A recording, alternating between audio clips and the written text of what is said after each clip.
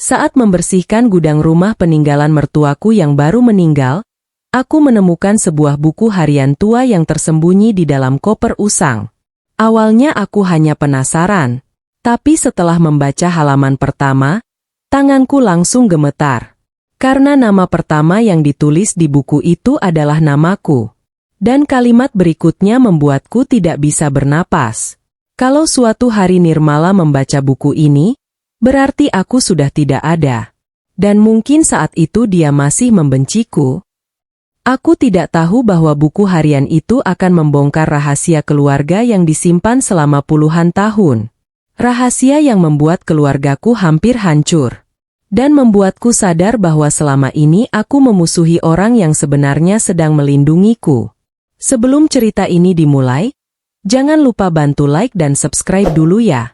Semoga siapapun yang menekan tombol subscribe di channel ini, dilancarkan rezekinya, dipanjangkan umurnya, disehatkan badannya, dan keluarganya selalu dijauhkan dari kesedihan serta dipenuhi kebahagiaan. Amin. Tulis di kolom komentar kalian menonton dari kota mana. Dan kalau kalian menemukan buku harian rahasia keluarga, apakah kalian akan membacanya sampai selesai? Ibu mertuaku meninggal tanpa pernah sekalipun menyebutku anak. Namaku Nirmala. Dan kalau ada satu orang yang selama ini kuanggap paling membenciku di dunia, orang itu adalah ibu mertuaku sendiri. Namanya Ratih. Selama 7 tahun pernikahanku dengan Arga, aku tidak pernah benar-benar merasa diterima olehnya. Bahkan sampai hari terakhir hidupnya. Pagi itu hujan turun cukup deras. Langit terlihat kelabu. Persis seperti perasaanku saat menerima telepon yang mengubah hari itu. Aku sedang menyapu teras ketika ponselku berdering. Nama Arga muncul di layar. Begitu kuangkat, suaranya terdengar bergetar. Tidak seperti biasanya. Nir. Ibu meninggal. Seketika sapu yang kupegang terjatuh. Aku tidak langsung menjawab. Tubuhku seperti membeku. Meski hubungan kami tidak pernah baik, kabar itu tetap membuat dadaku terasa sesak. Karena bagaimanapun juga, Ratih adalah ibu dari suamiku. 1 jam kemudian kami sudah berada di rumah keluarga. Rumah besar yang selama bertahun-tahun menjadi sumber begitu banyak luka dalam hidupku. Di halaman rumah sudah banyak pelayat berdatangan. Tangisan terdengar dari berbagai sudut. Dan di ruang tengah, jenazah Ratih sudah terbaring tenang.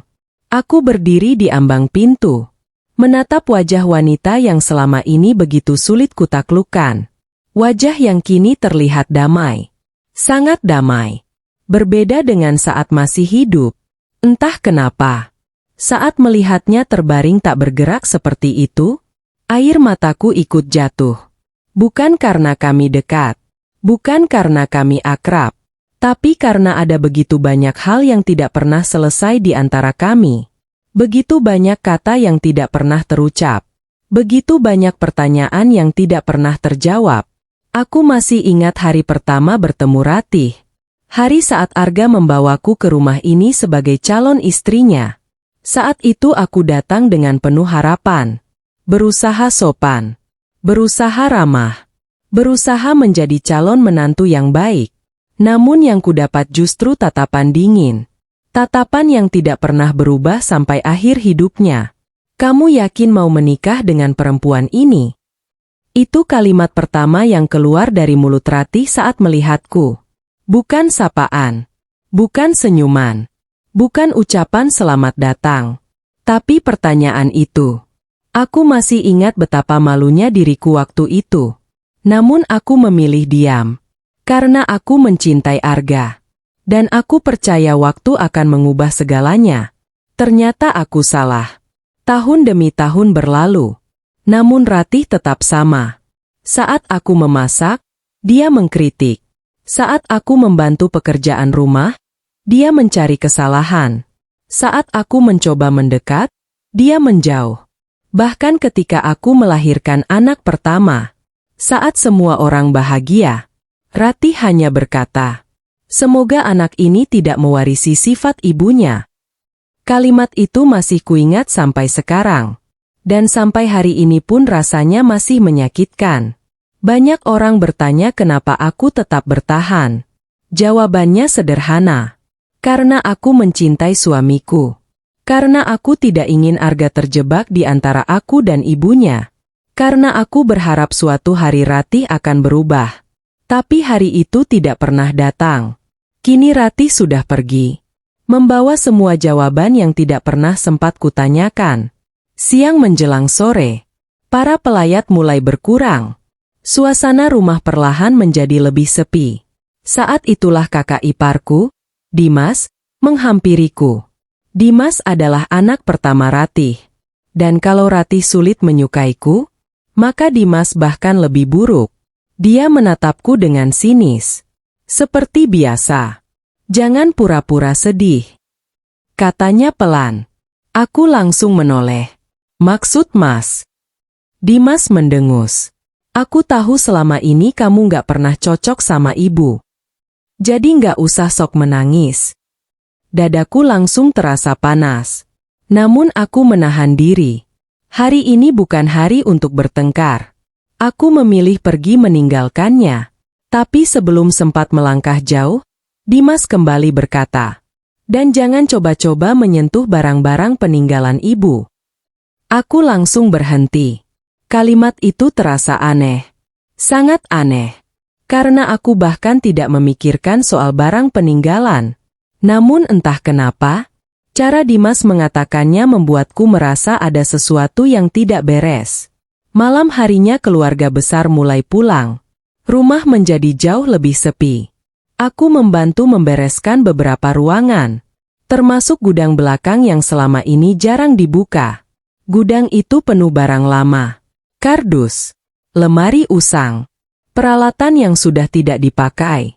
Saat sedang menyusun beberapa kotak, mataku menangkap sesuatu di sudut ruangan. Sebuah koper tua berwarna coklat. Koper itu tampak sangat berbeda dari barang-barang lainnya. Karena tertutup kain putih tebal. Seolah sengaja disembunyikan. Aku mengernyit. Perlahan aku mendekat. Lalu membersihkan debu di atasnya. Dan saat itulah jantungku mulai berdebar. Karena di bagian pegangan koper terdapat secari kertas kecil yang mulai menguning. Tulisan tangan itu masih terlihat jelas. Tulisan tangan Ratih. Aku mengenalinya. Sangat mengenalinya. Dan kalimat yang tertulis di sana membuat seluruh tubuhku membeku. Untuk Nirmala. Aku langsung mundur satu langkah. Jantungku berdetak sangat keras.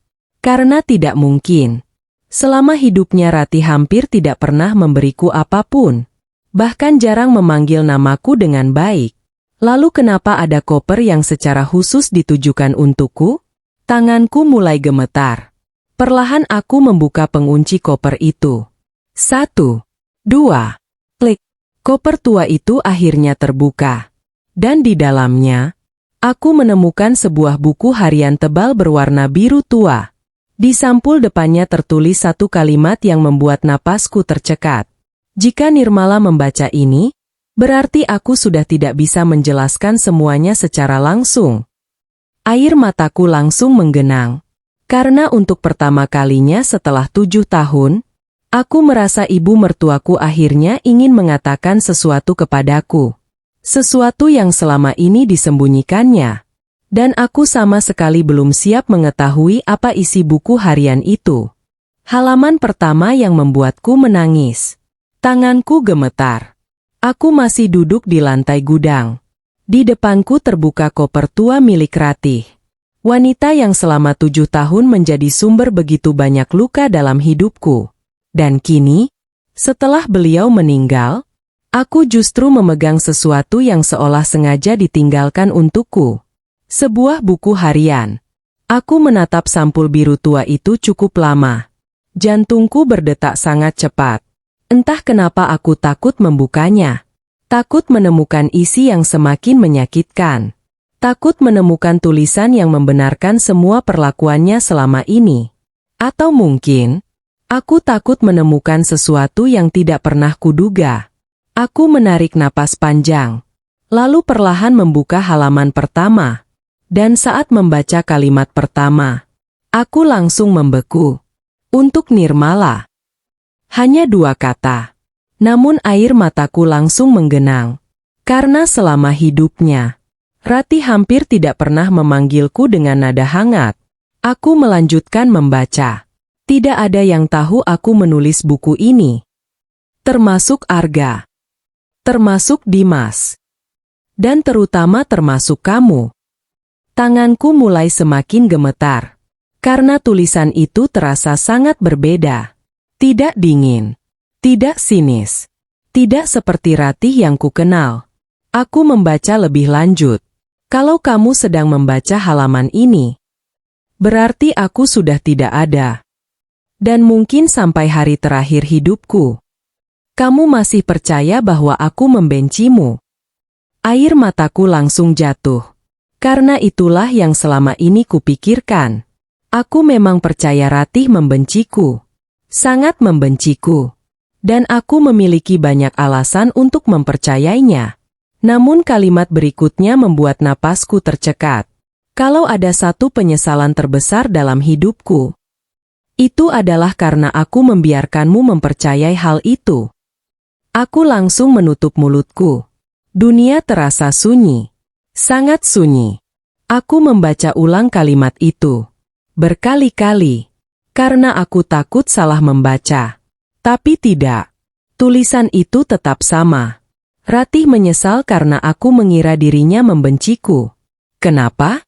Kalau memang begitu, kenapa selama ini beliau memperlakukanku seperti musuh? Kenapa selalu menyakitiku? Kenapa selalu merendahkanku? Pertanyaan-pertanyaan itu langsung memenuhi kepalaku. Aku terus membaca. Dan setiap kalimat berikutnya membuatku semakin bingung. Nirmala, kamu mungkin tidak percaya. Tapi sejak pertama kali Arga membawamu ke rumah, aku sebenarnya sudah tahu kamu perempuan baik. Air mataku semakin deras. Karena aku masih ingat hari itu. Hari ketika Ratih mempermalukanku di depan Arga. Hari ketika beliau bertanya apakah Arga benar-benar yakin ingin menikah denganku. Hari yang membuatku pulang sambil menangis. Dan sekarang, wanita yang sama menulis bahwa sejak awal dia tahu aku perempuan baik. Aku tidak mengerti. Sungguh tidak mengerti. Tulisan Ratih berlanjut. Aku melihat cara kamu melayani ayahmu. Aku melihat cara kamu berbicara kepada orang lain. Aku melihat bagaimana kamu selalu mengalah. Aku tahu kamu perempuan baik. Tangisku pecah. Karena selama bertahun-tahun, aku selalu merasa tidak pernah cukup di matanya. Tidak pernah dianggap baik. Tidak pernah dianggap pantas. Namun ternyata, dia melihat semuanya. Dia memperhatikan semuanya. Diam-diam. Dan yang paling membuatku hancur adalah kalimat berikutnya. Maaf karena aku tidak pernah mengatakannya secara langsung. Aku langsung menangis semakin keras. Karena 7 tahun. 7 tahun aku menunggu satu pengakuan kecil seperti itu. Satu kalimat saja. Tapi kalimat itu justru baru kuterima setelah beliau meninggal. Setelah semuanya terlambat. Setelah tidak ada lagi kesempatan untuk bertanya. Setelah tidak ada lagi kesempatan untuk memperbaiki hubungan kami. Aku mengusap air mata. Lalu membalik halaman berikutnya. Dan di sanalah semuanya mulai berubah. Karena tulisan Ratih mulai berbeda. Lebih serius. Lebih gelap. Lebih menyedihkan. Nirmala, kalau kamu membaca sampai bagian ini, maka ada sesuatu yang harus kamu ketahui. Jantungku langsung berdebar. Karena firasatku mengatakan, inilah alasan sebenarnya buku harian ini ditulis. Dan benar saja. Kalimat berikutnya membuat seluruh tubuhku membeku. Aku tidak bersikap dingin kepadamu karena aku membencimu. Aku bersikap dingin karena aku takut. Aku langsung berhenti membaca. Takut?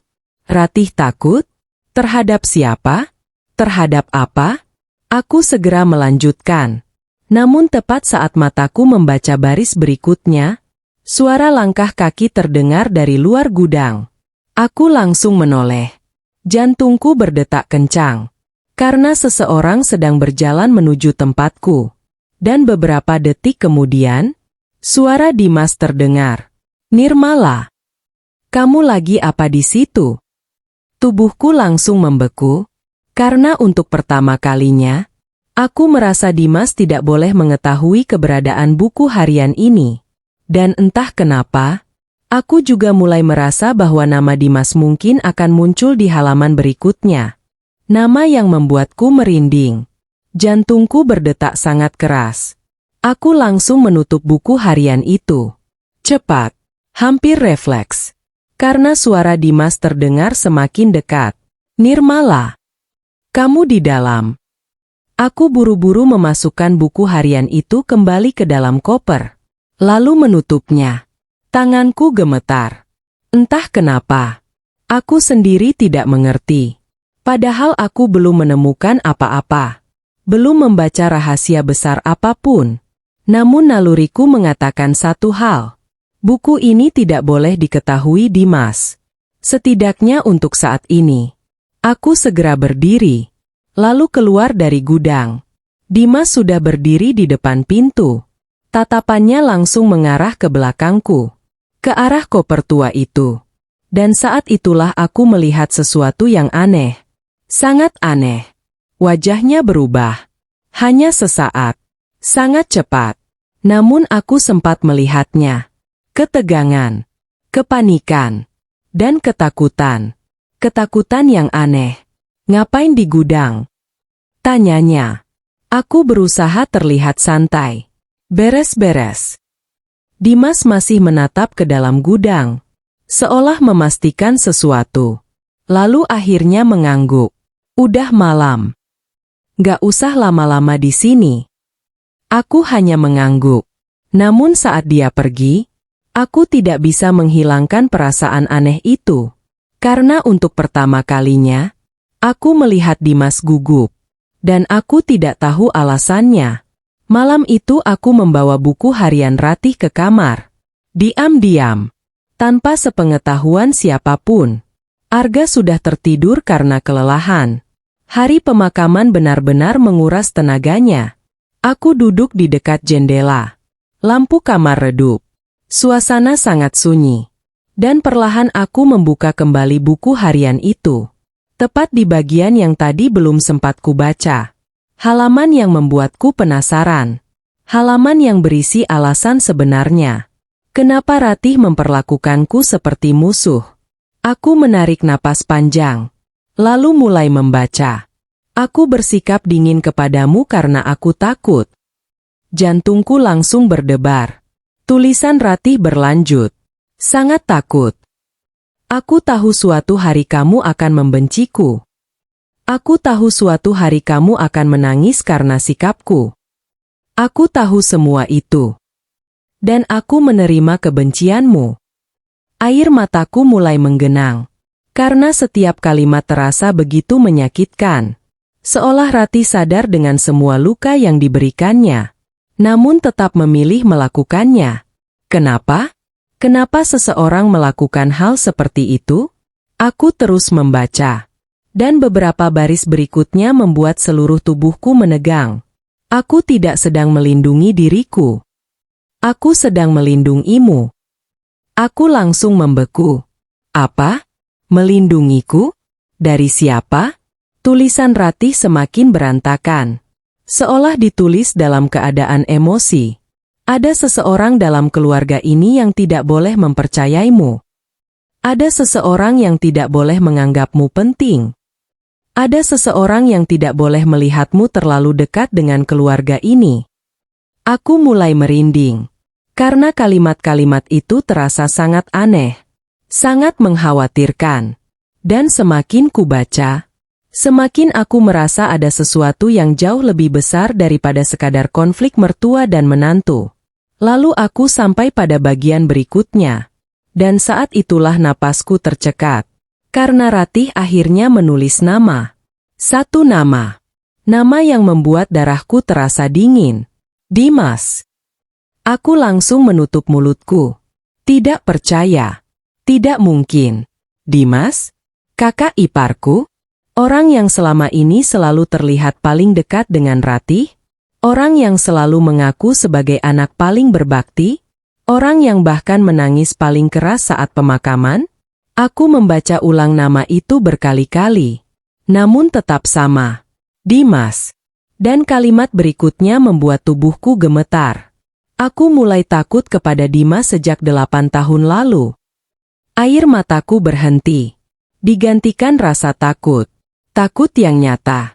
Karena kalau Ratih sampai menulis seperti itu, berarti ada sesuatu yang sangat serius. Sangat serius. Aku terus membaca. Dan setiap kalimat berikutnya membuat bulu kuduku berdiri. Dimas bukan anak yang dikenal keluarga ini. Dimas menyembunyikan sesuatu. Sesuatu yang bisa menghancurkan semuanya. Jantungku langsung berdegup sangat keras. Karena ini bukan lagi tentang hubungan mertua dan menantu. Ini tentang rahasia keluarga. Rahasia besar. Rahasia yang selama ini disimpan rapat. Namun sebelum aku sempat membaca lebih jauh, aku menemukan sesuatu yang membuatku semakin syok. Beberapa halaman berikutnya hilang. Disobek. Bukan 1. Bukan 2. Tapi beberapa lembar sekaligus. Aku langsung panik. Karena jelas, seseorang sengaja menghilangkannya. Seseorang tidak ingin isi halaman itu dibaca. Dan saat aku membalik halaman terakhir yang tersisa, aku menemukan satu kalimat pendek yang ditulis Ratih dengan tinta merah. Kalimat yang membuatku tidak bisa tidur malam itu. Kalau sesuatu terjadi kepadaku, jangan percaya Dimas. Aku langsung membeku. Karena saat itu juga, terdengar suara pintu kamar terbuka perlahan. Dan saat aku mengangkat kepala, aku melihat seseorang berdiri di ambang pintu. Dimas. Dan matanya sedang menatap tepat ke arah buku harian yang ada di tanganku. Dimas mulai mencurigai aku. Tubuhku langsung menegang. Buku harian Ratih masih berada di tanganku. Sementara Dimas berdiri di ambang pintu. Tatapannya lurus ke arahku. Lalu perlahan turun ke buku yang sedang kupegang. Jantungku berdetak sangat keras. Karena aku tidak tahu sejak kapan dia berdiri di sana. Tidak tahu berapa banyak yang sudah dilihatnya. Dan yang paling membuatku takut, aku tidak tahu apakah dia mengetahui isi buku itu. Suasana kamar mendadak terasa sesak. Sangat sesak. Aku buru-buru menutup buku harian itu. Namun semuanya sudah terlambat. Dimas jelas melihatnya. Tatapannya langsung berubah. Itu apa? Suaranya terdengar datar. Tapi justru itu yang membuatku semakin tidak nyaman. Karena aku mengenal Dimas. Saat dia marah, dia sering meninggikan suara. Namun saat dia benar-benar kesal, dia justru berbicara pelan. Dan itulah yang sedang terjadi sekarang. Aku mencoba terlihat tenang. Cuma buku lama. Dimas tersenyum tipis. Namun senyum itu tidak sampai ke matanya. Buku lama siapa? Aku menelan ludah. Punya ibu. Untuk beberapa detik tidak ada suara. Dimas hanya berdiri. Menatapku. Tatapan yang membuat bulu kuduku meremang. Lalu perlahan dia melangkah masuk ke kamar. Aku boleh lihat. Jantungku hampir berhenti. Karena tentu saja jawabannya tidak. Tidak setelah apa yang baru saja kubaca. Tidak setelah Ratih menulis kalimat itu. Kalau sesuatu terjadi kepadaku, jangan percaya Dimas. Kalimat itu terus terngiang di kepalaku. Aku menggenggam buku harian itu semakin erat. Belum selesai kubaca. Jawabku pelan. Dimas langsung menatapku lebih tajam. Memangnya ada apa di dalamnya? Aku menggeleng. Aku juga belum tahu. Kebohongan kecil. Tapi terpaksa kulakukan. Karena saat ini aku belum siap mempercayai siapapun. Termasuk Dimas. Dan entah kenapa, aku merasa itu keputusan yang benar. Dimas terus memperhatikanku. Lama sekali. Sampai akhirnya dia mengangguk. Kalau menemukan sesuatu yang penting, dia berhenti sejenak. Lalu melanjutkan, "Kasih tahu aku." Aku tidak menjawab. Dimas akhirnya berbalik. Namun tepat sebelum keluar kamar, dia kembali menoleh. "Ibu nggak pernah suka menulis." Seketika aku membeku. Karena kalimat itu aneh. Sangat aneh. Aku baru saja membaca puluhan halaman tulisan Ratih. Lalu kenapa Dimas berkata ibunya tidak suka menulis? Sebelum sempat kutanya, dia sudah pergi. Meninggalkan semakin banyak pertanyaan di kepalaku. Malam itu aku hampir tidak bisa tidur. Bukan karena sedih. Bukan karena lelah. Tapi karena rasa penasaran yang semakin besar. Dan menjelang pukul 1 dini hari, aku kembali membuka buku harian itu. Aku harus tahu lebih banyak. Aku harus tahu kenapa Ratih takut kepada anaknya sendiri. Dan kenapa beliau sampai menuliskan peringatan seperti itu. Halaman berikutnya langsung membuatku merinding. Karena tulisan Ratih terlihat jauh lebih berantakan. Seolah ditulis dalam keadaan terburu-buru. Atau ketakutan. "Nirmala, kalau kamu sampai membaca bagian ini, mungkin aku sudah gagal menghentikannya." Aku langsung membeku. Menghentikan siapa? Dimas? Aku terus membaca. Dan beberapa baris berikutnya membuat dadaku semakin sesak. Semua orang mengira Dimas adalah anak paling bertanggung jawab. Semua orang mengira dia paling peduli kepada keluarga. Semua orang percaya kepadanya. Tapi aku tidak lagi. Tanganku mulai gemetar. Karena semakin lama, semakin jelas bahwa Ratih sedang berbicara tentang sesuatu yang serius. Sangat serius. Kemudian aku membaca kalimat berikutnya. Dan saat itulah darahku terasa dingin. Pertama kali aku curiga 8 tahun lalu. Saat uang perusahaan keluarga mulai hilang sedikit demi sedikit. Aku langsung mengangkat kepala. Perusahaan keluarga? Aku tahu keluarga ini memang memiliki usaha distribusi bahan bangunan yang cukup besar. Namun selama ini aku tidak pernah ikut campur. Aku juga tidak tahu detail keuangannya. Ratih melanjutkan. Awalnya jumlahnya kecil. Lalu semakin besar. Dan setiap kali aku bertanya, Dimas selalu punya jawaban. Jantungku mulai berdetak semakin cepat. Karena sekarang arah cerita ini semakin jelas. Dan semakin berbahaya. Ratih tidak sedang membicarakan konflik keluarga biasa. Dia sedang membicarakan sesuatu yang jauh lebih besar. Sesuatu yang berkaitan dengan uang. Dan mungkin, kejahatan. Namun sebelum aku sempat membaca lebih jauh, aku menemukan sesuatu yang membuatku semakin syok. Di sela-sela halaman buku harian itu terselip sebuah amplop kecil. Amplop berwarna krem. Sudah tua. Dan belum pernah dibuka. Di bagian depannya tertulis satu kalimat dengan tulisan tangan Ratih. Khusus untuk Nirmala. Jangan dibuka di depan siapapun. Tanganku langsung dingin. Karena entah kenapa, aku merasa isi amplop itu akan mengubah semuanya. Dan aku sama sekali belum siap mengetahui rahasia berikutnya. Isi amplop yang membuatku takut. Tanganku benar-benar gemetar. Aku menatap amplop krem yang terselip di antara halaman buku harian Ratih. Ukurannya tidak besar. Namun entah kenapa, rasanya jauh lebih berat daripada buku itu sendiri. Mungkin karena tulisan di depannya. Khusus untuk Nirmala. Jangan dibuka di depan siapapun. Kalimat sederhana, tapi cukup membuat bulu kuduku meremang. Karena sekarang aku yakin, Ratih memang sengaja meninggalkan semua ini untukku. Bukan untuk Arga. Bukan untuk Dimas. Bukan untuk anggota keluarga lain. Tapi untukku. Pertanyaannya, kenapa? Kenapa justru aku? Padahal selama hidupnya beliau selalu terlihat tidak menyukaiku. Aku menarik napas panjang, lalu perlahan membuka amplop itu. Di dalamnya hanya ada 2 benda. Selembar surat, dan sebuah foto lama. Aku mengambil foto itu terlebih dahulu. Dan saat melihatnya, Aku langsung mengernyit. Foto tersebut memperlihatkan Ratih yang masih muda. Di sampingnya berdiri dua anak laki-laki. Salah satunya jelas Arga. Aku mengenalinya. Namun anak laki-laki yang satunya lagi membuatku bingung. Karena itu bukan Dimas. Aku yakin. 100% yakin. Wajah anak itu sama sekali tidak pernah kulihat sebelumnya.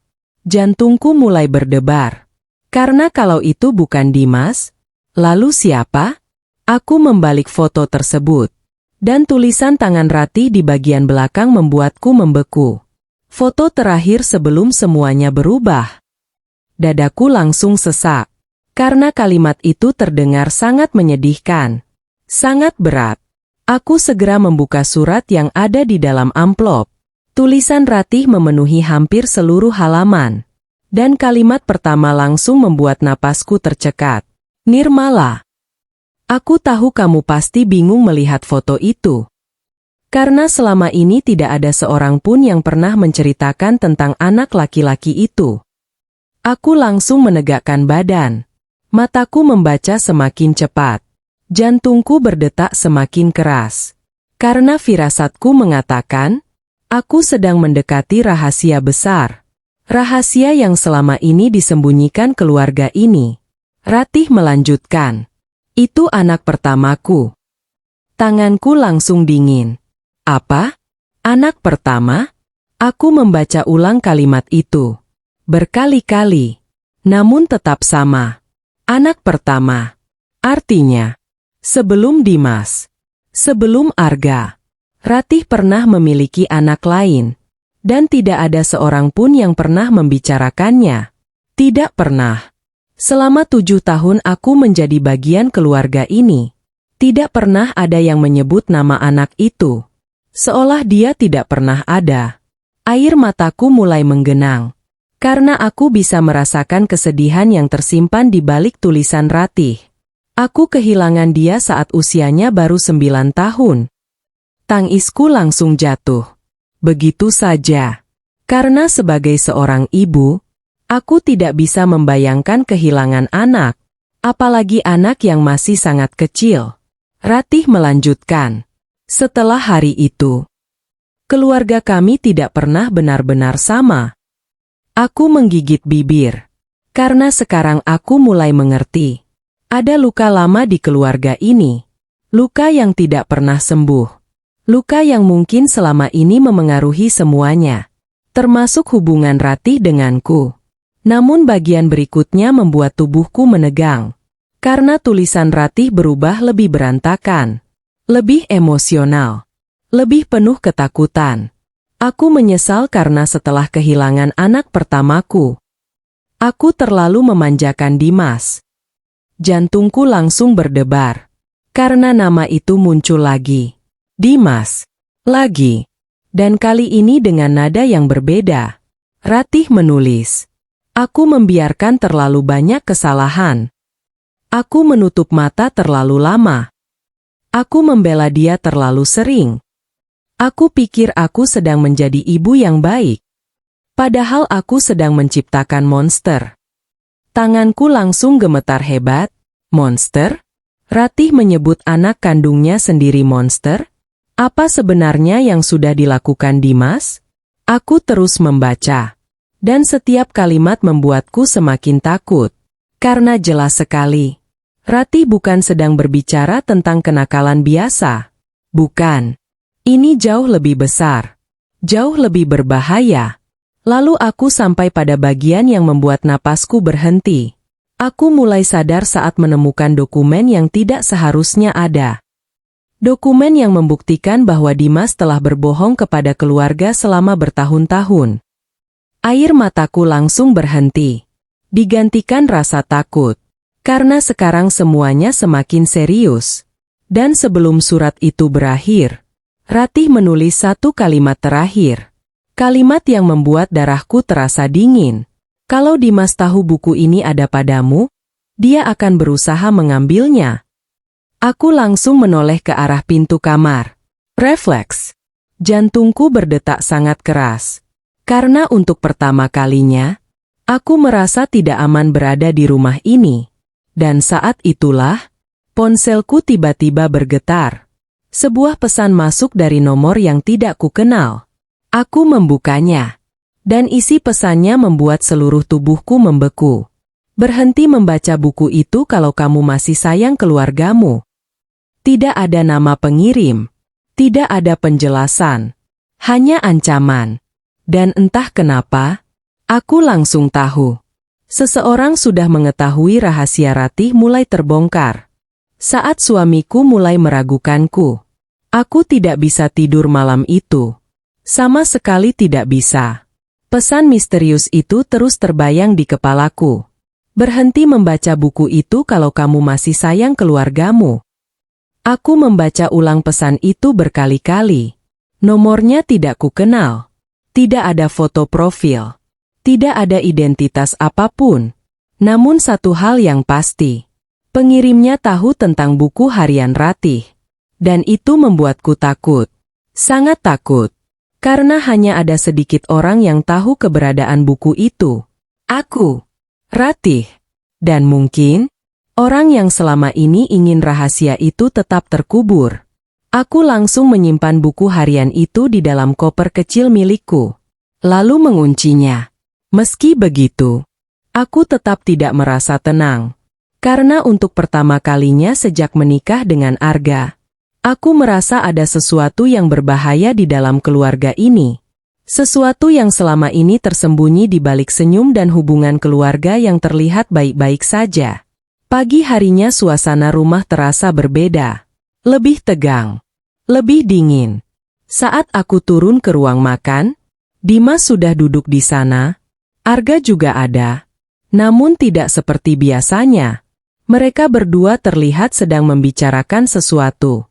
Dan saat aku masuk, percakapan mereka langsung berhenti. Jantungku langsung berdebar.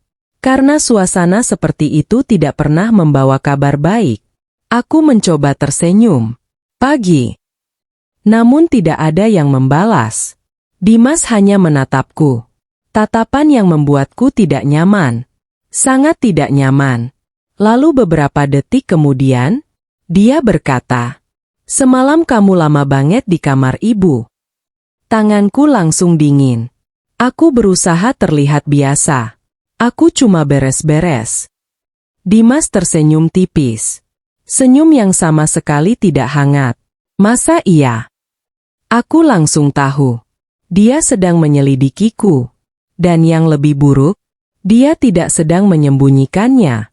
Dia sengaja membuatku sadar. Aku menoleh ke arah Arga. Berharap suamiku mengatakan sesuatu. Apa saja. Namun Arga hanya diam. Diam saja. Dan entah kenapa, diamnya jauh lebih menyakitkan. Karena selama 7 tahun menikah, aku selalu berharap satu hal. Saat semua orang meragukanku, setidaknya suamiku percaya kepadaku. Namun pagi itu, aku tidak melihat keyakinan di matanya. Aku justru melihat keraguan.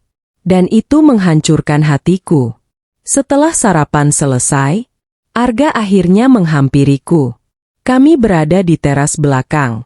Tempat yang biasanya membuatku tenang. Namun hari itu tidak. Karena wajah Arga terlihat serius. Sangat serius. Near. Aku menoleh. Iya. Arga menghela napas panjang. Lalu berkata sesuatu yang membuat dadaku sesak. Kamu ngambil sesuatu dari kamar ibu. Aku langsung membeku. Jadi ini yang mereka bicarakan. Aku memandang suamiku. Lama sekali. Karena aku tidak menyangka pertanyaan itu akan keluar darinya. Bukan dari Dimas. Tapi dari Arga. Pria yang seharusnya mengenalku lebih baik daripada siapapun.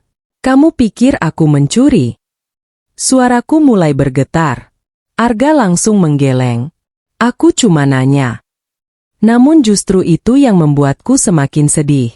Karena pertanyaan seperti itu tidak akan muncul kalau tidak ada keraguan. Air mataku mulai menggenang. Namun aku menahannya. Aku tidak ingin menangis. Tidak hari ini.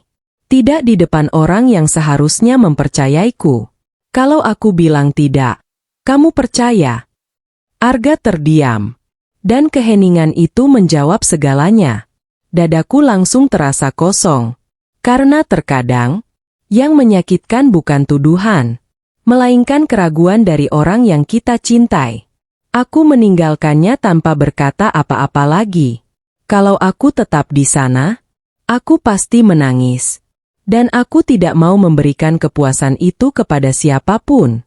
Siang harinya aku kembali membaca buku harian Ratih.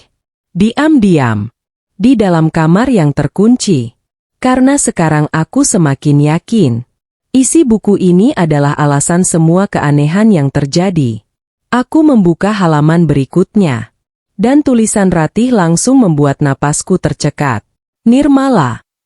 Kalau Arga mulai meragukanmu, jangan salahkan dia. Aku langsung membeku. Apa? Bagaimana mungkin? Bagaimana Ratih bisa menulis tentang hal yang baru saja terjadi? Tanganku mulai gemetar. Aku terus membaca. Arga tidak tahu apa-apa. Aku sengaja menjauhkannya dari semua rahasia ini. Jantungku semakin berdebar. Karena jelas sekali. Ratih sudah memikirkan semuanya jauh sebelum meninggal. Lalu aku membaca kalimat berikutnya. Dan saat itulah aku merasakan ketakutan yang sebenarnya. Dimas tahu cara membuat orang lain mempercayainya. Dia sudah melakukannya selama bertahun-tahun. Aku pun pernah tertipu. Tubuhku langsung menegang. Karena kalimat itu terasa sangat nyata. Sangat sesuai dengan apa yang sedang terjadi sekarang. Lalu di bagian bawah halaman, Ratih menuliskan sesuatu yang membuat darahku terasa dingin.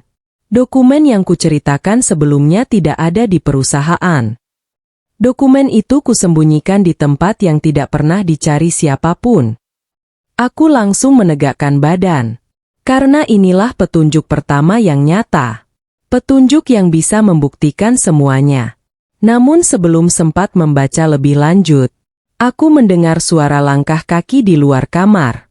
Langkah cepat, terburu-buru.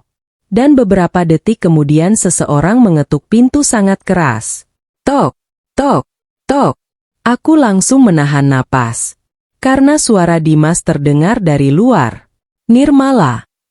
Kita perlu bicara sekarang. Namun yang membuatku membeku bukan suaranya. Melainkan kalimat berikutnya. Aku tahu kamu menemukan buku itu. Dimas akhirnya menunjukkan wajah aslinya. Jantungku langsung berhenti sesaat. Tanganku yang memegang buku harian Ratih mulai gemetar. Aku menatap pintu kamar.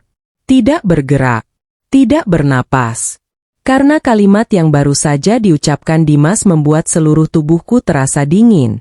Aku tahu kamu menemukan buku itu. Dunia seolah berhenti. Bagaimana dia tahu? Apa dia melihatku? Apa dia menemukan koper itu? Atau, apa memang selama ini dia mencarinya? Tok, tok, tok. Ketukan di pintu kembali terdengar. Lebih keras. Lebih tidak sabar. Nirmala. Buka pintunya. Aku buru-buru memasukkan buku harian itu ke dalam tas. Tanganku gemetar hebat. Karena untuk pertama kalinya, aku benar-benar takut kepada Dimas. Bukan tidak suka. Bukan kesal. Tapi takut. Aku menarik napas panjang. Lalu membuka pintu. Dimas langsung berdiri di depanku. Wajahnya terlihat tenang. Terlalu tenang. Dan justru itu yang membuatku semakin merinding. Kita perlu bicara. Katanya. Aku tidak menjawab, hanya menatapnya. Dan untuk pertama kalinya, aku tidak melihat kakak iparku. Aku melihat seseorang yang sedang menyembunyikan sesuatu. Seseorang yang takut rahasianya terbongkar. Dimas masuk ke kamar tanpa menunggu izin, lalu menutup pintu di belakangnya. Aku langsung tidak nyaman. Sangat tidak nyaman. Mana buku itu? Suaranya datar. Tidak ada basa-basi. Tidak ada senyum. Tidak ada kepura-puraan. Aku berusaha tetap tenang. Aku nggak tahu maksud Mas. Dimas tertawa kecil. Tawa yang membuat bulu kuduku berdiri. Jangan bohong. Ibu nggak mungkin ninggalin apapun selain buku itu. Aku langsung membeku. Jadi benar. Dia tahu tentang buku harian itu. Bahkan mungkin sudah lama mencarinya. Dimas menatapku tajam.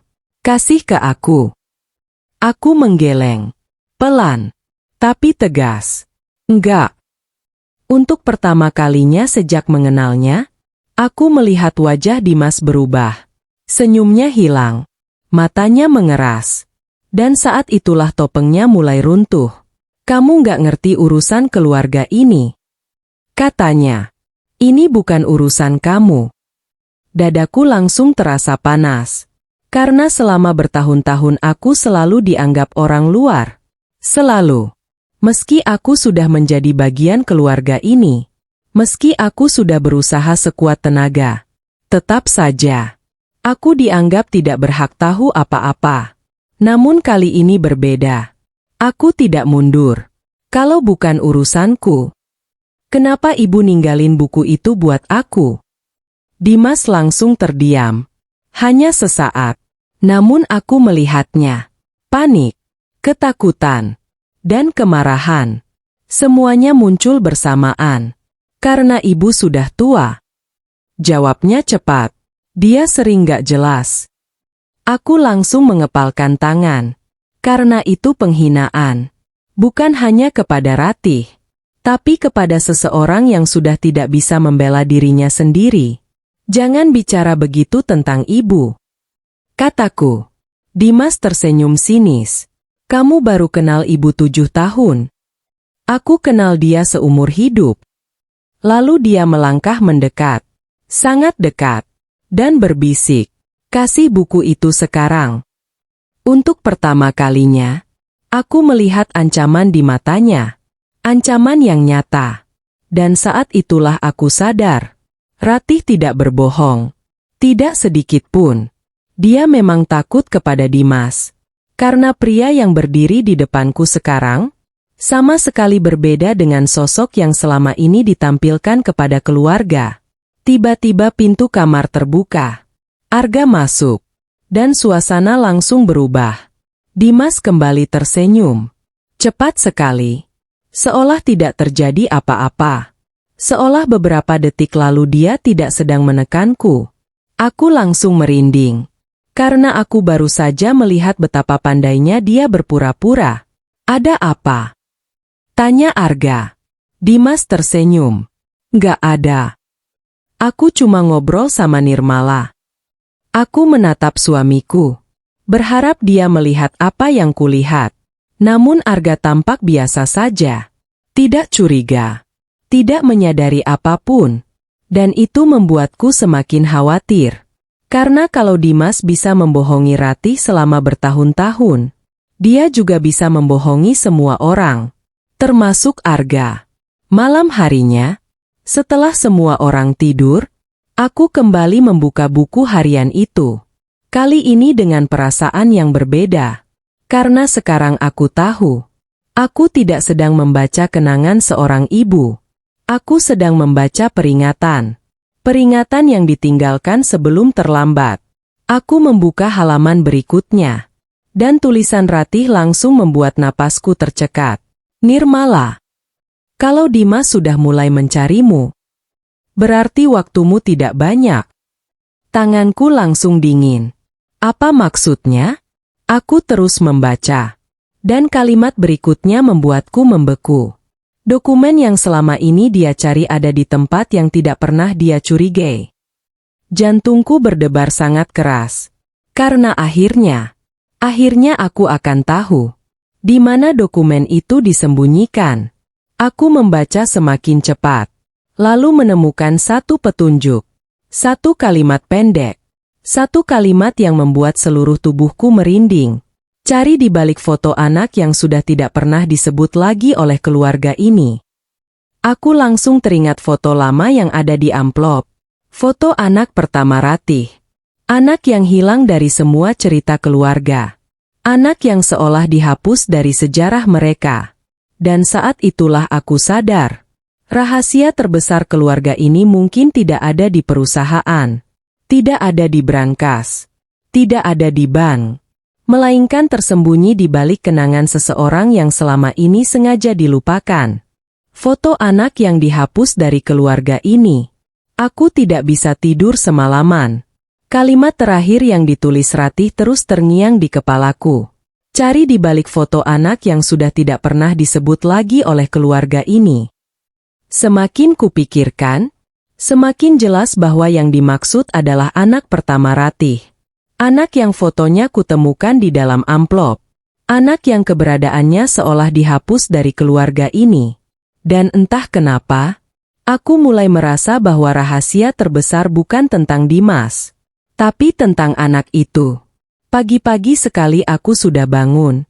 Rumah masih sepi. Arga masih tidur. Dimas belum terlihat. Ini kesempatan terbaikku. Aku mengambil foto lama itu, lalu memperhatikannya lebih teliti. Ratih, anak laki-laki yang tidak kukenal. Arga kecil. Dan sebuah taman bermain di belakang mereka. Aku mengernyit. Karena taman itu terasa familiar. Sangat familiar. Butuh beberapa menit sampai akhirnya aku sadar. Foto itu diambil di rumah keluarga ini. Sebelum renovasi besar-besaran dilakukan belasan tahun lalu. Artinya, kalau Ratih menulis tentang foto anak itu, mungkin foto aslinya masih ada di rumah. Aku langsung menuju ruang keluarga. Di sana ada puluhan foto keluarga yang dipajang di dinding. Foto pernikahan, foto ulang tahun, foto kelulusan. Namun anehnya, tidak ada satupun foto anak pertama Ratih. Tidak satupun. Seolah dia memang sengaja dihapus. Aku mulai mencari ke ruangan lain, sampai akhirnya masuk ke ruang kerja lama milik Ratih. Ruangan yang sejak pemakaman hampir tidak pernah dimasuki siapapun. Dan di sanalah aku menemukannya. Sebuah foto besar tergantung di sudut ruangan. Tertutup sebagian oleh lemari. Seolah sengaja disembunyikan. Jantungku langsung berdebar. Karena foto itu memperlihatkan anak yang sama. Anak laki-laki yang ada di amplop. Usianya sekitar 9 tahun. Wajahnya ceria. Dan senyumnya sangat mirip seseorang.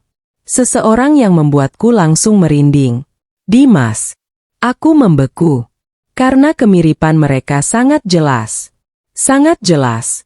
Namun sebelum sempat memikirkan itu lebih jauh, aku teringat petunjuk Ratih. Cari di balik foto anak yang sudah tidak pernah disebut lagi oleh keluarga ini. Tanganku mulai gemetar. Perlahan aku mengangkat foto itu dari dinding. Dan saat membaliknya, napasku langsung tercekat. Karena ada sebuah amplop coklat besar yang direkatkan di bagian belakang bingkai. Tepat seperti yang ditulis Ratih. Aku langsung duduk. Lututku terasa lemas. Karena aku tahu, apapun isi amplop ini, akan mengubah semuanya. Perlahan aku membukanya. Dan menemukan setumpuk dokumen. Dokumen perusahaan keluarga. Laporan keuangan, fotokopi transaksi bank, beberapa surat perjanjian, dan satu map merah yang langsung menarik perhatianku. Saat kubuka, darahku terasa dingin, karena nama yang muncul berulang kali di setiap lembar dokumen adalah Dimas Pradika. Tanganku gemetar hebat. Aku mulai membaca. 1 halaman, 2 halaman, 3 halaman. Dan semakin banyak kubaca, semakin sulit aku bernapas. Karena semua tuduhan Ratih ternyata benar. Bahkan lebih buruk. Jauh lebih buruk. Dokumen-dokumen itu menunjukkan adanya pengalihan dana perusahaan selama bertahun-tahun. Nominalnya bukan jutaan, bukan puluhan juta, tapi miliaran rupiah. Air mataku langsung menggenang. Karena ini bukan kesalahan kecil. Ini pengkhianatan besar. Pengkhianatan terhadap keluarganya sendiri. Namun yang membuatku semakin syok adalah dokumen terakhir. Dokumen yang terlihat paling tua. Dan saat membaca isinya, aku langsung menutup mulut. Karena ternyata bukan hanya uang yang dicuri. Ada sesuatu yang jauh lebih mengerikan. Jauh lebih menyakitkan. Dokumen itu berisi perubahan kepemilikan saham perusahaan. Tanda tangannya terlihat milik almarhum ayah Arga. Namun di pojok dokumen terdapat catatan tulisan tangan Ratih. Tulisan yang membuat seluruh tubuhku dingin. Tanda tangan ini dipalsukan oleh Dimas. Aku langsung membeku. Karena ini berarti, Dimas bukan sekadar mengambil uang. Dia juga merebut hak keluarganya sendiri. Dan kemungkinan besar, selama ini tidak ada yang tahu. Tidak ada. Kecuali Ratih. Dan sekarang aku. Tiba-tiba suara pintu ruangan terbuka. Aku langsung tersentak. Dokumen-dokumen itu hampir jatuh dari tanganku. Dengan panik aku menoleh. Dan saat melihat siapa yang berdiri di sana, jantungku seperti berhenti. Karena yang masuk bukan Dimas. Bukan Arga. Melainkan seorang pria tua yang tidak pernah kulihat sebelumnya. Pria itu menatap foto anak pertama Ratih. Lalu menatapku. Dan dengan suara gemetar dia berkata, "Jadi akhirnya kamu menemukan rahasia tentang Raka." Aku langsung membeku. Raka? Nama itu belum pernah kudengar sebelumnya. Namun kalimat berikutnya membuat seluruh dunia terasa berputar. Kalau Ratih masih hidup, dia pasti tidak akan membiarkan kalian tahu bahwa Raka sebenarnya tidak meninggal karena kecelakaan. Dokumen di tanganku langsung terjatuh. Karena untuk pertama kalinya, aku sadar bahwa rahasia terbesar keluarga ini bahkan belum terbuka setengahnya. Ternyata Raka tidak meninggal karena kecelakaan. Tanganku masih gemetar. Dokumen-dokumen itu berserakan di lantai. Sementara pria tua yang tidak kukenal berdiri di depan pintu. Tatapannya tertuju pada foto anak laki-laki yang selama ini disembunyikan keluarga ini. Raka. Nama yang baru pertama kali kudengar. Namun entah kenapa, nama itu langsung memenuhi seluruh pikiranku. Karena jelas sekali, anak itu adalah pusat dari semua rahasia ini. Dan sekarang seseorang baru saja mengatakan sesuatu yang mengubah semuanya. Raka tidak meninggal karena kecelakaan. Jantungku berdetak sangat keras. Karena selama ini aku mengira kisah itu sudah cukup menyedihkan. Seorang ibu kehilangan anak, lalu hidupnya berubah. Ternyata tidak. Ternyata ada sesuatu yang jauh lebih gelap. Aku berdiri perlahan, lalu menatap pria tua itu. "Siapa Bapak?" Pria itu tersenyum lemah. Namun senyum itu penuh kesedihan. "Namaku Pak Surya. Aku sahabat almarhum suami Ratih." Aku langsung membeku. Karena selama 7 tahun menikah dengan Arga, aku belum pernah mendengar nama itu. Pak Surya masuk ke ruangan. Lalu menatap foto Raka cukup lama. Matanya mulai berkaca-kaca. "Dia anak yang baik," bisiknya. "Sangat baik." Entah kenapa dadaku ikut sesak. Karena semakin lama, aku semakin merasa anak ini memang sengaja dihapus dari sejarah keluarga. Pak Surya lalu duduk. Dan kalimat berikutnya membuatku merinding.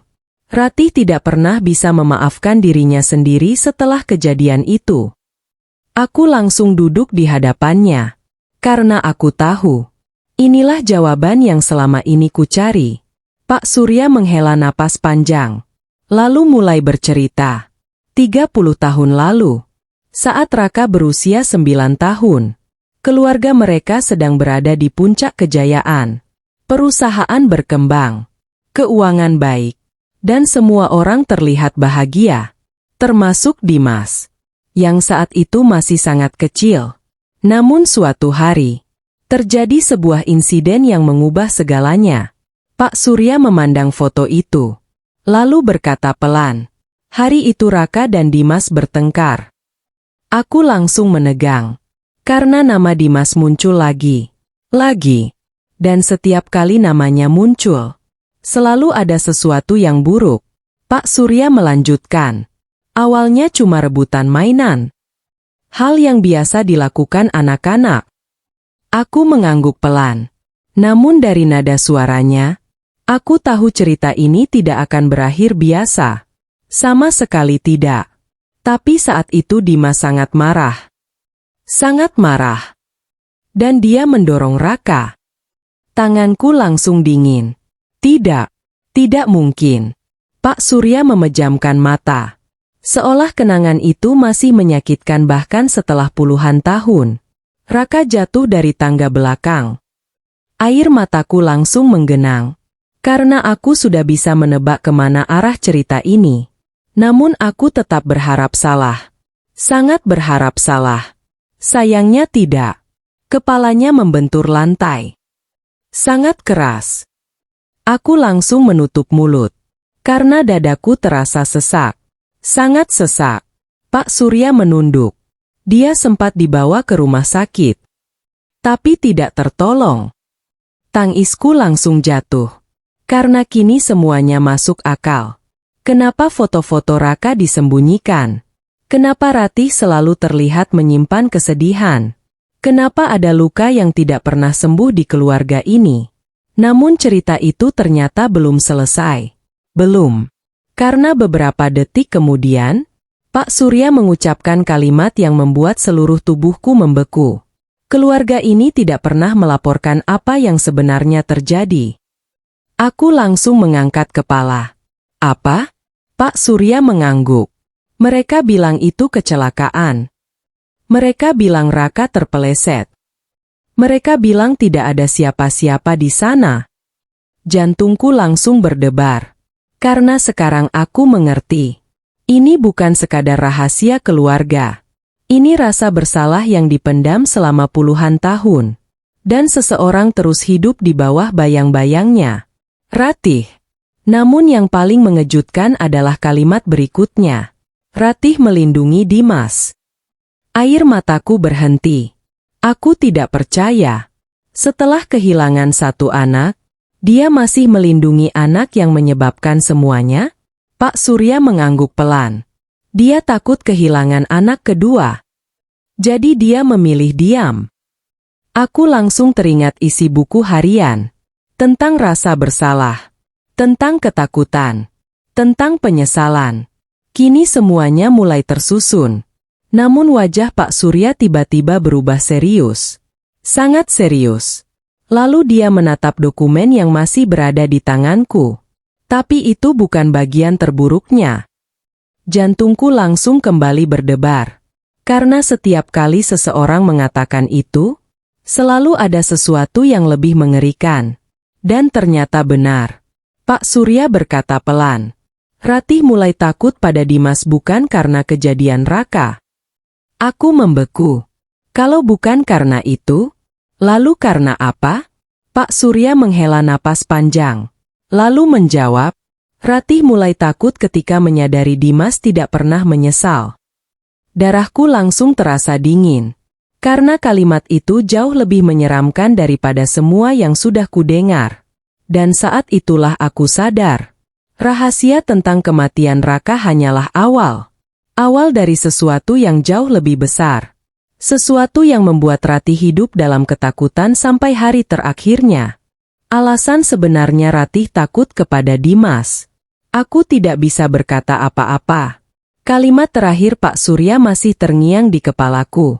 Ratih mulai takut ketika menyadari Dimas tidak pernah menyesal. Dingin. Sangat dingin. Karena rasa bersalah adalah hal yang manusiawi. Namun seseorang yang tidak pernah menyesal atas kematian saudaranya sendiri, itu sesuatu yang berbeda. Sesuatu yang jauh lebih menakutkan. Aku menatap Pak Surya. Maksud Bapak? Suaraku hampir tidak terdengar. Pak Surya terdiam cukup lama. Seolah sedang mempertimbangkan apakah aku siap mendengar semuanya.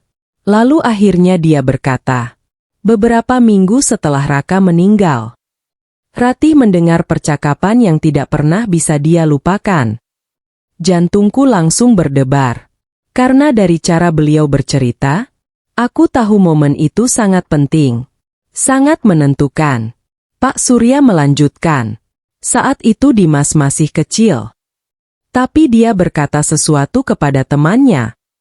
Aku menunggu. Napasku terasa berat. Dan kalimat berikutnya membuat bulu kuduku berdiri. Dia bilang sekarang semua perhatian orang tuanya jadi miliknya. Aku langsung membeku. Tidak. Tidak mungkin. Pak Surya mengangguk pelan. Ratih mendengarnya sendiri. Dan sejak hari itu dia mulai ketakutan. Air mataku mulai menggenang. Karena aku membayangkan seorang ibu. Seorang ibu yang baru kehilangan anak. Lalu mendengar anak lainnya mengatakan hal seperti itu. Pasti menghancurkan. Sangat menghancurkan. Namun yang lebih menyakitkan, Ratih tetap memilih diam. Tetap melindungi Dimas. Tetap mencoba percaya bahwa semua itu hanya ucapan anak kecil. Bahwa suatu hari Dimas akan berubah. Bahwa suatu hari dia akan menyesal. Tapi hari itu tidak pernah datang. Pak Surya menunduk. Semakin dewasa, Dimas semakin pandai menyembunyikan dirinya. Di depan keluarga dia terlihat sempurna.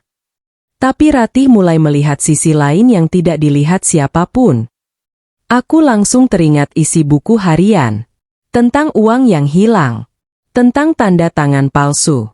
Tentang ketakutan yang terus bertambah. Pak Surya menatap dokumen di tanganku. Apa kamu sudah membaca semuanya? Aku menggeleng. Belum. Masih banyak yang belum sempat kubuka. Dan entah kenapa aku takut. Sangat takut. Namun aku tahu. Aku harus melanjutkannya. Aku membuka map merah yang tadi kutemukan. Lembar demi lembar. Dokumen demi dokumen. Dan semakin banyak kubaca. Semakin pucat wajahku. Karena jumlah uang yang hilang terus bertambah setiap tahun. Bukan ratusan juta, tapi miliaran. Dana perusahaan keluarga. Dana yang seharusnya menjadi warisan bersama. Dana yang seharusnya digunakan untuk mengembangkan usaha. Semuanya mengalir ke rekening-rekening yang tidak dikenal. Dan hampir semuanya memiliki satu kesamaan. Terkait dengan Dimas. Tanganku mulai gemetar. Karena sekarang aku mengerti. Ratih tidak takut karena kesalahan masa lalu. Dia takut karena kesalahan itu terus berlanjut. Terus membesar. Terus menghancurkan keluarga mereka sedikit demi sedikit. Lalu aku menemukan sebuah surat. Surat yang berbeda dari dokumen lainnya. Ditulis langsung oleh Ratih. Belum pernah dikirim. Dan saat kubaca, air mataku langsung jatuh. Dimas. Ibu sudah lelah berpura-pura tidak tahu. Ibu sudah lelah menutupi semua kesalahanmu. Ibu kehilangan satu anak. Dan sekarang ibu merasa perlahan kehilangan anak yang satunya lagi. Tangisku pecah. Karena setiap kalimat penuh kesedihan. Penuh penyesalan. Penuh rasa bersalah. Ratih menyadari semuanya. Namun dia terlambat. Sangat terlambat. Dan bagian terakhir surat itu membuatku benar-benar merinding. Kalau suatu hari sesuatu terjadi pada ibu, jangan biarkan Dimas menguasai semuanya. Aku langsung menutup surat itu. Karena jantungku berdetak terlalu cepat. Sesuatu terjadi pada ibu? Apa maksudnya? Kenapa Ratih menulis seperti itu? Apakah beliau merasa terancam? Apakah beliau takut? Pertanyaan itu belum sempat kujawab, karena tiba-tiba ponselku berdering. Nama Arga muncul di layar. Aku langsung mengangkatnya. Namun begitu mendengar suaranya, darahku langsung terasa dingin. Karena Arga terdengar panik. Sangat panik. Nirmala, kamu di mana? Dimas baru saja melapor ke keluarga kalau kamu mencuri dokumen ibu. Aku langsung membeku. Apa? Namun Arga belum selesai. Dan kalimat berikutnya membuat lututku lemas. Sekarang semua orang mencarimu. Dan mereka percaya sama Dimas. Aku difitnah mencuri warisan keluarga. Tanganku langsung dingin. Ponsel hampir terjatuh dari genggamanku. Aku tidak percaya dengan apa yang baru saja kudengar. Dimas menuduhku mencuri dokumen? Dan yang lebih parah, seluruh keluarga mempercayainya? Arga, apa maksudmu? Suaraku bergetar. Sangat bergetar. Di seberang telepon, Arga terdengar menghela napas berat. Seolah dia sendiri tidak tahu harus berkata apa. Dimas bilang ada dokumen penting milik ibu yang hilang. Dan dia bilang terakhir kali yang masuk ke kamar ibu adalah kamu. Air mataku langsung menggenang. Karena fitnah itu terlalu mudah. Terlalu mudah. Dan lebih menyakitkan lagi, aku tahu sebagian orang pasti mempercayainya. Karena sejak awal aku memang dianggap orang luar. Aku bukan anak kandung keluarga ini. Aku hanya menantu.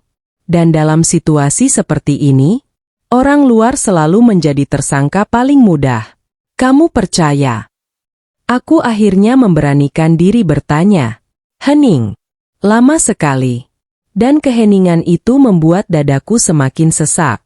Karena aku sudah tahu jawabannya. Arga belum percaya sepenuhnya kepadaku. Belum. Dan itu jauh lebih menyakitkan daripada fitnah Dimas. Air mataku jatuh. Namun aku segera menghapusnya. Bukan saatnya menangis. Tidak sekarang. Karena kalau aku menyerah, maka Dimas menang. Dan aku tidak akan membiarkan itu terjadi. Setelah telepon berakhir, aku langsung mengumpulkan semua dokumen. Buku harian, surat ratih, dokumen keuangan. Semuanya. Karena sekarang aku sadar, ini bukan lagi soal mencari jawaban. Ini soal bertahan. Soal membuktikan bahwa Ratih tidak berbohong. Dan soal membongkar kebenaran yang selama ini disembunyikan. Pak Surya memperhatikanku. Lalu berkata pelan, Ratih sudah menduga ini akan terjadi. Aku langsung menoleh. Maksud Bapak? Pak Surya mengangguk ke arah buku harian. Coba lihat bagian belakang sampulnya. Jantungku langsung berdebar. Karena selama ini aku hanya membaca halaman demi halaman. Aku tidak pernah memeriksa bagian lainnya. Dengan tangan gemetar aku membuka sampul belakang buku harian itu. Awalnya tidak ada yang aneh. Namun saat kuraba bagian dalamnya, aku merasakan sesuatu. Sesuatu yang berbeda, lebih tebal. Aku langsung membeku. Perlahan kubuka lapisan kertas yang menempel di sana. Dan napasku langsung tercekat. Karena ada beberapa lembar kertas tersembunyi. Lembaran yang sangat tipis. Dan yang paling mengejutkan, lembaran itu terlihat seperti bagian buku harian yang hilang. Halaman yang selama ini disobek. Tanganku langsung gemetar hebat. Karena akhirnya aku menemukan bagian yang hilang. Bagian yang mungkin paling penting. Aku segera membaca halaman pertama. Dan saat melihat tanggal yang tertulis di atasnya, aku langsung merinding. 3 bulan sebelum Ratih meninggal. Artinya ini adalah tulisan terakhirnya. Tulisan paling akhir. Tulisan yang mungkin sengaja disembunyikan agar tidak ditemukan Dimas. Aku mulai membaca. Nirmala. Kalau kamu menemukan halaman ini, berarti Dimas belum berhasil menemukannya. Jantungku langsung berdebar. Karena Ratih seolah berbicara langsung kepadaku. Seolah beliau tahu semua yang akan terjadi. Aku terus membaca. Dan setiap kalimat membuat tubuhku semakin dingin. Aku akhirnya tahu kenapa Dimas begitu takut. Aku akhirnya menemukan apa yang selama ini dia sembunyikan. Air mataku berhenti. Digantikan ketegangan. Karena aku tahu. Inilah inti semuanya. Inilah rahasia terbesar. Lalu aku membaca kalimat berikutnya. Dan dunia seolah berhenti. Dimas bukan pewaris utama perusahaan. Aku langsung membeku. Apa? Aku membaca ulang. Berkali-kali. Namun tulisan itu tetap sama. Dimas bukan pewaris utama. Lalu siapa? Ratih melanjutkan. Orang yang berhak menerima seluruh saham utama bukan Dimas. Bukan juga Arga. Tanganku mulai gemetar lebih hebat. Karena sekarang aku benar-benar tidak mengerti. Kalau bukan mereka, lalu siapa? Dan saat itulah aku sampai pada kalimat yang membuat seluruh tubuhku lemas. Kalimat yang bahkan membuat Pak Surya ikut terdiam. Hak waris itu sebenarnya milik Raka. Aku langsung membeku. Karena Raka sudah meninggal. Lalu bagaimana mungkin? Namun tulisan berikutnya membuat darahku terasa dingin. Dan ada satu fakta yang tidak pernah diketahui siapapun. Aku menahan napas. Ratih menulis dengan tinta yang tampak bergetar. Seolah saat itu beliau sedang menangis.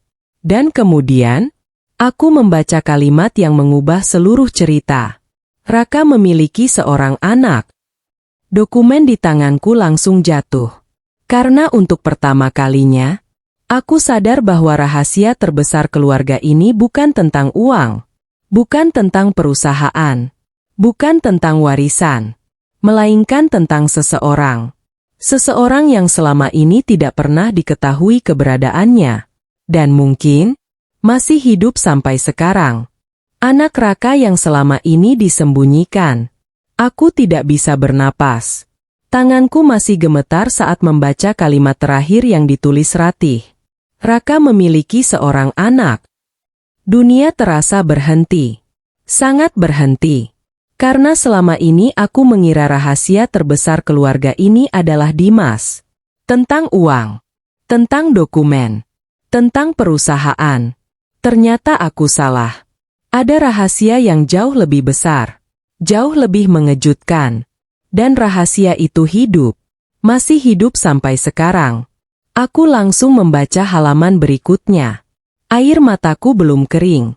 Namun rasa penasaran mengalahkan semuanya. Ratih menulis. Tidak ada yang tahu tentang anak itu. Bahkan Arga tidak tahu. Dimas juga tidak tahu seluruh kebenarannya.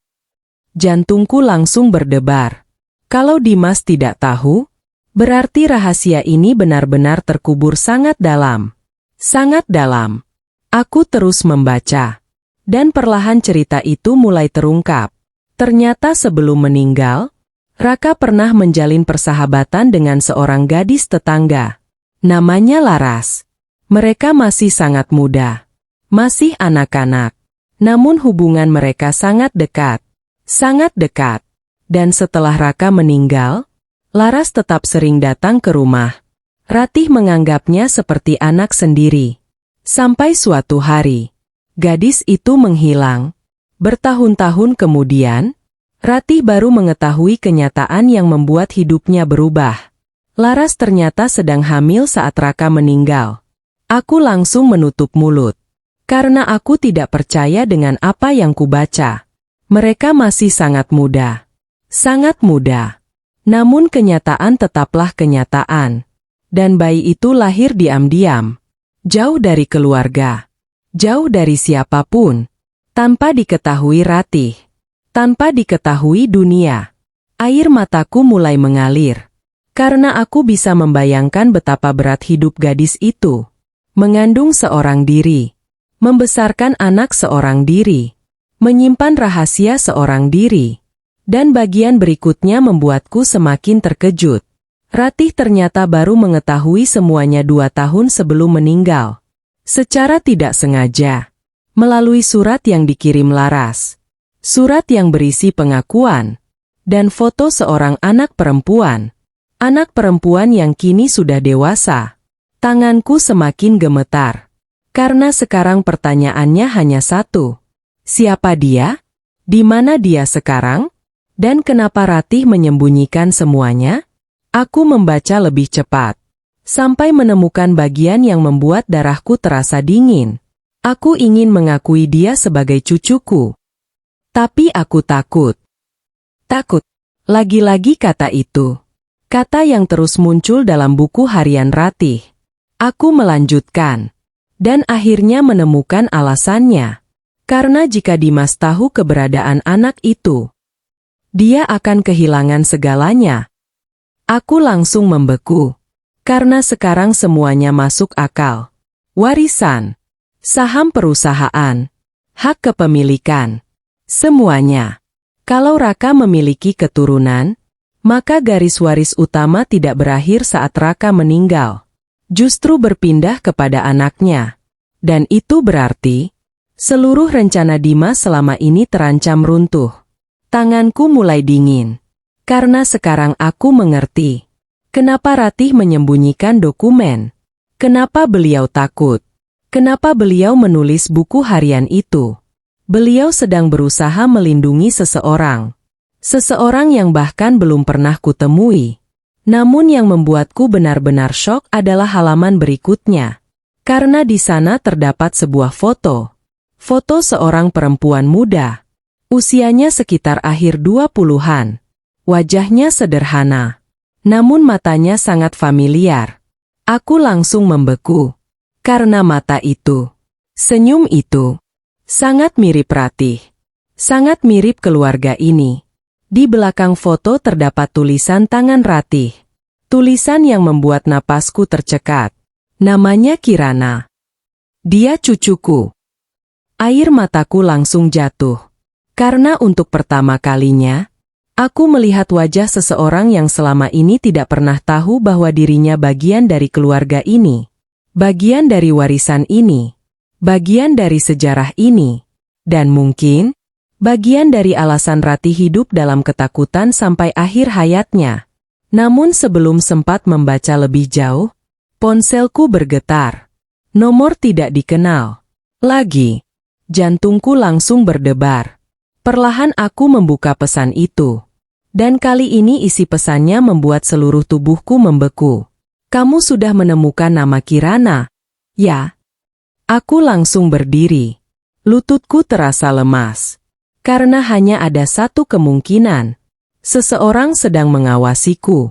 Seseorang tahu apa yang sedang kubaca.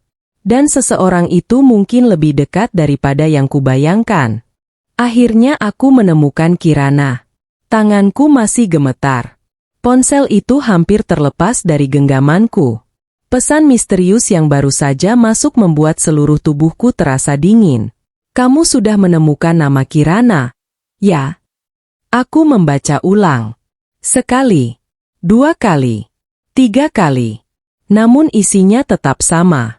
Dan semakin kubaca, semakin besar rasa takut yang muncul. Karena hanya ada 2 kemungkinan. Pengirim pesan itu adalah seseorang yang pernah membaca buku harian Ratih.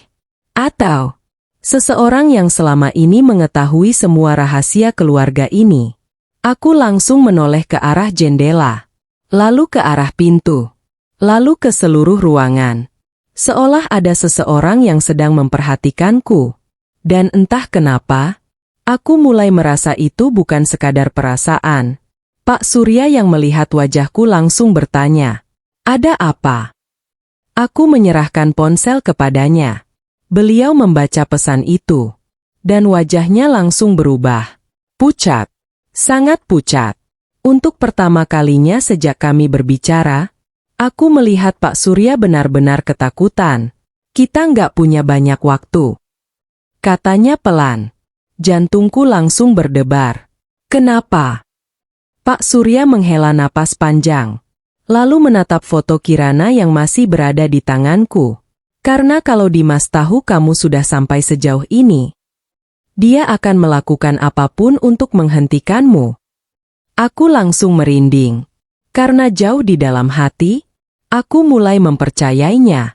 Semakin banyak yang kubaca, semakin jelas bahwa Dimas tidak sedang melindungi keluarga. Dia sedang melindungi dirinya sendiri. Dan sekarang, aku menjadi ancaman baginya. Aku kembali membuka halaman berikutnya. Halaman yang memuat cerita tentang Kirana. Dan saat membaca tulisan Ratih, air mataku langsung menggenang. Karena ternyata kisah gadis itu jauh lebih menyedihkan daripada yang kubayangkan. Ratih menulis, Kirana tumbuh tanpa mengetahui siapa ayahnya. Dia hanya tahu ibunya selalu menangis setiap tanggal kematian Raka. Dadaku langsung sesak. Karena aku membayangkan seorang anak perempuan. Tumbuh tanpa ayah. Tanpa keluarga besar. Tanpa mengetahui asal-usulnya. Sementara di tempat lain, keluarga kandungnya hidup berkecukupan. Namun tidak mengetahui keberadaannya. Ratih melanjutkan. Saat pertama kali melihat fotonya, aku menangis semalaman. Karena aku melihat wajah Raka di sana. Air mataku ikut jatuh. Karena aku bisa merasakan rasa bersalah seorang ibu. Ibu yang kehilangan anak. Lalu mengetahui bahwa ternyata anak itu meninggalkan keturunan. Namun cucunya tumbuh jauh darinya. Tumbuh sendirian. Tanpa pelukan keluarga. Tanpa kasih sayang seorang nenek. Dan bagian berikutnya membuatku menangis semakin keras. Aku ingin memeluknya. Aku ingin memanggilnya cucuku. Tapi aku terlalu terlambat. Aku menutup mulutku. Karena setiap kalimat terasa seperti luka. Luka yang dipendam selama bertahun-tahun. Lalu aku menemukan halaman lain. Dan di sana terdapat alamat. Sebuah alamat lengkap. Alamat tempat tinggal Kirana. Jantungku langsung berdebar. Karena ini berarti aku bisa menemukannya. Aku bisa berbicara dengannya. Aku bisa mengatakan bahwa dia tidak sendirian. Namun tepat di bawah alamat itu, Ratih menulis sesuatu yang membuatku membeku. Aku pernah mencoba menemuinya. Aku langsung membaca lebih cepat. Dan kalimat berikutnya membuat darahku terasa dingin. Tapi seseorang lebih dulu datang kepadanya. Jantungku hampir berhenti. Seseorang? Siapa? Aku terus membaca. Lalu akhirnya menemukan jawabannya. Jawaban yang membuat seluruh tubuhku merinding. Dimas. Aku langsung membeku. Karena berarti, Dimas tahu. Selama ini dia tahu. Dia tahu tentang Kirana. Dia tahu tentang garis waris. Dia tahu tentang ancaman terhadap semua yang ingin direbutnya. Dan itu menjelaskan segalanya. Menjelaskan kepanikannya. Menjelaskan fitnahnya. Menjelaskan kenapa dia begitu ingin mendapatkan buku harian itu. Namun yang paling menyakitkan adalah kalimat berikutnya. Setelah Dimas menemui Kirana, gadis itu menghilang. Air mataku langsung berhenti. Digantikan ketakutan. Karena aku tahu arti kalimat itu. Dan aku tidak menyukainya. Sama sekali tidak. Tanganku mulai gemetar hebat. Aku membaca bagian terakhir halaman tersebut. Dan di sanalah Ratih meninggalkan pengakuan yang membuatku benar-benar menangis. Aku gagal melindungi cucuku. Aku gagal menjadi ibu.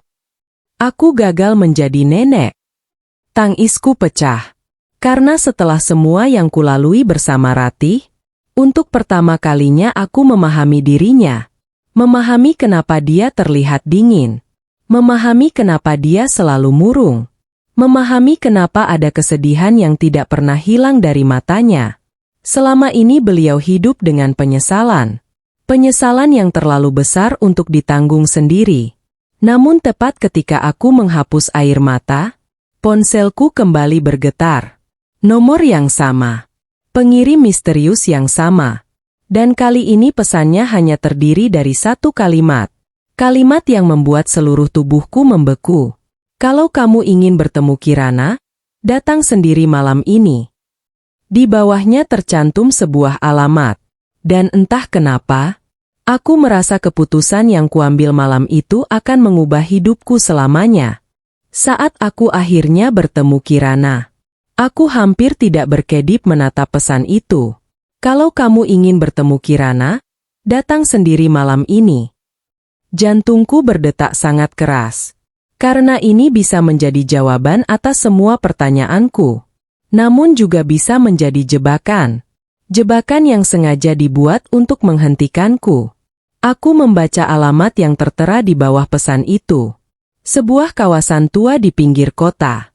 Tempat yang tidak pernah kukunjungi sebelumnya. Tanganku mulai dingin. Karena semakin jauh aku terlibat, semakin besar risiko yang harus kuhadapi. Namun setelah membaca semua isi buku harian Ratih, aku tidak bisa berhenti sekarang. Tidak mungkin. Aku harus menemukan Kirana. Aku harus tahu apa yang sebenarnya terjadi. Dan yang paling penting, aku harus menyelesaikan apa yang tidak sempat diselesaikan Ratih. Malam itu aku berangkat sendiri. Tanpa memberitahu Arga. Tanpa memberitahu siapapun. Karena entah kenapa, Aku merasa semakin sedikit orang yang tahu, semakin baik. Perjalanan memakan waktu hampir 1 jam. Sepanjang jalan pikiranku kacau. Bagaimana kalau ini jebakan? Bagaimana kalau Kirana tidak ada? Bagaimana kalau Dimas memang sedang menungguku? Pertanyaan demi pertanyaan terus bermunculan. Namun mobilku tetap melaju. Sampai akhirnya aku tiba di alamat yang dimaksud. Tempat itu ternyata sebuah rumah kecil sederhana. Cat temboknya mulai memudar. Pagar depannya sudah berkarat. Namun rumah itu terlihat terawat. Seolah masih dihuni. Aku turun perlahan. Jantungku berdetak sangat cepat. Lalu berjalan menuju pintu. Dan mengetuk. Tok, tok, tok. Tidak ada jawaban. Aku menunggu. Beberapa detik. Lalu kembali mengetuk. Dan kali ini terdengar langkah kaki dari dalam. Langkah yang pelan. Hati-hati. Seolah pemilik rumah sedang memastikan siapa yang datang. Pintu akhirnya terbuka. Dan saat itulah aku melihatnya. Seorang perempuan muda. Usianya sekitar akhir 20-an. Rambutnya diikat sederhana. Wajahnya terlihat lelah. Namun matanya membuatku membeku. Karena aku pernah melihat mata itu. Di foto. Di buku harian Ratih. Dan bahkan sedikit. Di wajah Arga. Air mataku langsung menggenang. Karena tanpa perlu bertanya. Aku tahu. Inilah Kirana. Perempuan itu menatapku bingung. Maaf, cari siapa? Suaranya lembut. Sangat lembut. Dadaku terasa sesak. Karena dia sama sekali tidak tahu siapa dirinya sebenarnya. Tidak tahu bahwa selama bertahun-tahun seorang nenek diam-diam menangisinya. Tidak tahu bahwa dirinya adalah bagian dari keluarga yang selama ini mencarinya. Aku berusaha menenangkan diri. Apa kamu Kirana? Wajahnya langsung berubah. Sedikit tegang. Sedikit curiga. Iya. Jantungku langsung berdebar. Karena akhirnya, setelah semua rahasia, setelah semua kebohongan, aku benar-benar menemukannya. Namun yang membuatku terkejut, adalah reaksi berikutnya. Kirana langsung memucat. Benar-benar pucat. Lalu bertanya dengan suara gemetar. Siapa yang menyuruh ibu datang? Aku mengernyit. Karena pertanyaan itu terdengar aneh. Sangat aneh. Maksud kamu? Kirana terlihat panik. Tatapannya bergerak ke kanan dan kiri. Seolah takut seseorang melihat kami. Lalu dia berbisik. Apa Dimas yang mengirim ibu? Tubuhku langsung membeku. Karena nama itu muncul lagi. Dan kali ini dari mulut Kirana sendiri. Aku langsung menggeleng. Cepat. Bukan. Aku datang karena Ratih. Begitu mendengar nama Ratih, mata Kirana langsung berkaca-kaca. Dan saat itulah aku tahu. Dia mengenal nama itu. Sangat mengenalnya. Beberapa detik kemudian, air mata jatuh di pipinya. Lalu dia berkata sesuatu yang membuatku membeku. Beliau sudah meninggal. Ya? Tangisku langsung pecah. Karena ternyata, selama ini Kirana tahu. Dia tahu siapa Ratih. Dia tahu siapa keluarganya. Dan yang lebih mengejutkan, dia juga tahu tentang Dimas. Kami akhirnya duduk di ruang tamu kecil rumah itu. Dan selama hampir 1 jam, Kirana menceritakan sesuatu yang membuat seluruh dunia terasa berputar. Ternyata 3 tahun lalu Dimas memang pernah datang menemuinya. Sendirian. Diam-diam. Tanpa diketahui siapapun. Dan apa yang dikatakan Dimas hari itu membuatku merinding. Karena Dimas mengatakan bahwa keluarga mereka tidak menginginkan Kirana. Bahwa keberadaannya hanya akan membawa masalah. Bahwa tidak ada seorang pun yang ingin mengenalnya. Air mataku langsung mengalir. Karena itu kejam. Sangat kejam. Dan lebih menyakitkan lagi, Kirana mempercayainya. Dia memilih menjauh. Dia memilih menghilang. Karena tidak ingin menjadi beban. Tidak ingin menjadi penyebab pertengkaran keluarga.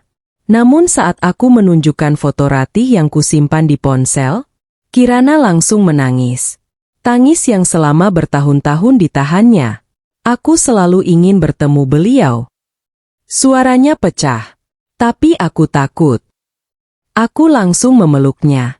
Karena untuk pertama kalinya, aku melihat korban terbesar dari semua kebohongan ini. Bukan Ratih. Bukan Arga. Bukan aku. Melainkan Kirana. Perempuan yang tumbuh tanpa keluarga. Padahal keluarganya ada. Sangat dekat. Namun sengaja dijauhkan. Dan tepat ketika suasana dipenuhi tangisan, Kirana berkata sesuatu yang membuat seluruh tubuhku membeku. Tapi ada satu hal yang belum ibu tahu. Aku langsung menatapnya. Jantungku kembali berdebar. Karena dari cara dia mengatakannya, aku tahu ini penting. Sangat penting. Lalu dengan suara bergetar, Kirana akhirnya berkata, aku pernah melihat Dimas dan Ratih bertengkar hebat beberapa minggu sebelum beliau meninggal. Aku langsung membeku. Karena itu berarti, kematian Ratih mungkin tidak sesederhana yang selama ini kami percaya. Pertengkaran terakhir sebelum Ratih meninggal. Aku langsung membeku. Duduk di hadapan Kirana. Tidak bergerak. Bahkan napasku terasa berat. Karena kalimat yang baru saja keluar dari mulutnya membuat jantungku berdebar tidak karuan. Aku pernah melihat Dimas dan Ratih bertengkar hebat beberapa minggu sebelum beliau meninggal. Tanganku langsung dingin. Karena selama ini aku percaya Ratih meninggal akibat sakit. Dokter juga mengatakan hal yang sama. Keluarga mempercayai hal yang sama. Tidak ada yang mencurigai apapun. Namun sekarang, ada sesuatu yang tidak pernah diceritakan. Aku menatap Kirana. Kapan? Suaraku hampir berbisik. Kirana menunduk. Seolah sedang mengingat sesuatu yang sangat tidak ingin diingatnya. Lalu perlahan dia menjawab. Sekitar sebulan sebelum Ratih meninggal. Jantungku langsung berdebar. Karena itu berarti kejadian tersebut sangat dekat dengan akhir hidup Ratih. Sangat dekat. Kirana melanjutkan. Hari itu aku datang ke rumah Ratih. Diam-diam. Beliau yang memintaku datang. Aku langsung membeku. Karena selama ini aku tidak tahu mereka pernah bertemu. Tidak pernah. Ratih ternyata berhasil menemui cucunya. Meski diam-diam. Meski sebentar. Air mataku mulai menggenang. Karena akhirnya aku tahu. Keinginan terbesar Ratih sempat terwujud. Dia sempat melihat cucunya. Dia sempat berbicara dengannya. Meski hanya sekali. Namun beberapa detik kemudian, Kirana mengatakan sesuatu yang membuat tubuhku menegang. Awalnya semuanya baik-baik saja. Sampai Dimas datang. Aku langsung mengepalkan tangan. Karena lagi-lagi nama itu muncul. Dan lagi-lagi membawa masalah. Kirana menghela napas panjang. Aku masih ingat wajahnya. Dia marah sekali. Sangat marah. Aku bisa membayangkannya. Sangat jelas. Karena selama ini Dimas memang terbiasa mengendalikan semuanya. Dan kehadiran Kirana mengancam semua yang selama ini dia pegang. Warisan. Perusahaan. Kekuasaan. Semuanya. Kirana menatapku. Matanya mulai berkaca-kaca. Ratih bilang dia akan mengakui aku sebagai cucunya. Air mataku langsung jatuh. Karena itulah yang selama ini ingin dilakukan Ratih. Itulah alasan semua surat. Semua buku harian. Semua rahasia. Beliau ingin memperbaiki kesalahan masa lalu. Namun Dimas tidak menginginkannya. Sama sekali tidak. Kirana melanjutkan. Dimas bilang kalau aku muncul, keluarga akan hancur. Dia bilang aku cuma pemburu warisan. Tangisku semakin deras. Karena aku tahu, Kirana tidak pernah menginginkan warisan. Dia hanya ingin tahu siapa keluarganya. Hanya itu. Namun Dimas mengubah semuanya. Mengubah rasa rindu menjadi ketakutan. Mengubah harapan menjadi rasa bersalah. Dan yang paling menyakitkan, Mengubah seorang cucu menjadi orang asing bagi keluarganya sendiri. Aku menggenggam tangan Kirana erat, karena aku tidak ingin dia merasa sendirian lagi. Tidak setelah semua yang terjadi. Lalu Kirana berkata pelan, "Tapi itu bukan bagian terburuknya." Jantungku langsung berdebar lagi. Karena kalimat seperti itu selalu diikuti sesuatu yang lebih mengejutkan. Dan ternyata benar. Saat bertengkar, Ratih mengancam akan membuka semuanya. Aku langsung membeku. Karena itu berarti, Ratih akhirnya memutuskan melawan. Setelah bertahun-tahun diam, setelah bertahun-tahun takut, beliau akhirnya memilih melawan. Dan mungkin, itulah yang membuat Dimas panik. Kirana melanjutkan. Ratih bilang dia sudah menyimpan bukti. Dia bilang kalau sesuatu terjadi padanya, semua rahasia akan terbongkar. Tubuhku langsung merinding. Karena sekarang aku mengerti kenapa buku harian itu dibuat. Ratih sudah merencanakannya. Beliau tahu waktunya mungkin tidak banyak. Beliau tahu Dimas semakin berbahaya. Dan beliau ingin memastikan kebenaran tetap hidup. Namun kalimat berikutnya membuat seluruh tubuhku dingin. Benar-benar dingin. Lalu Dimas berkata sesuatu yang tidak pernah kulupakan. Aku menahan napas. Kirana menunduk. Air mata mulai mengalir di pipinya. Dan dengan suara gemetar dia mengulang kalimat itu.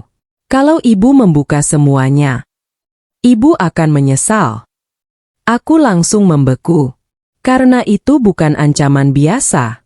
Tidak. Itu terdengar seperti peringatan. Atau bahkan ancaman yang lebih serius.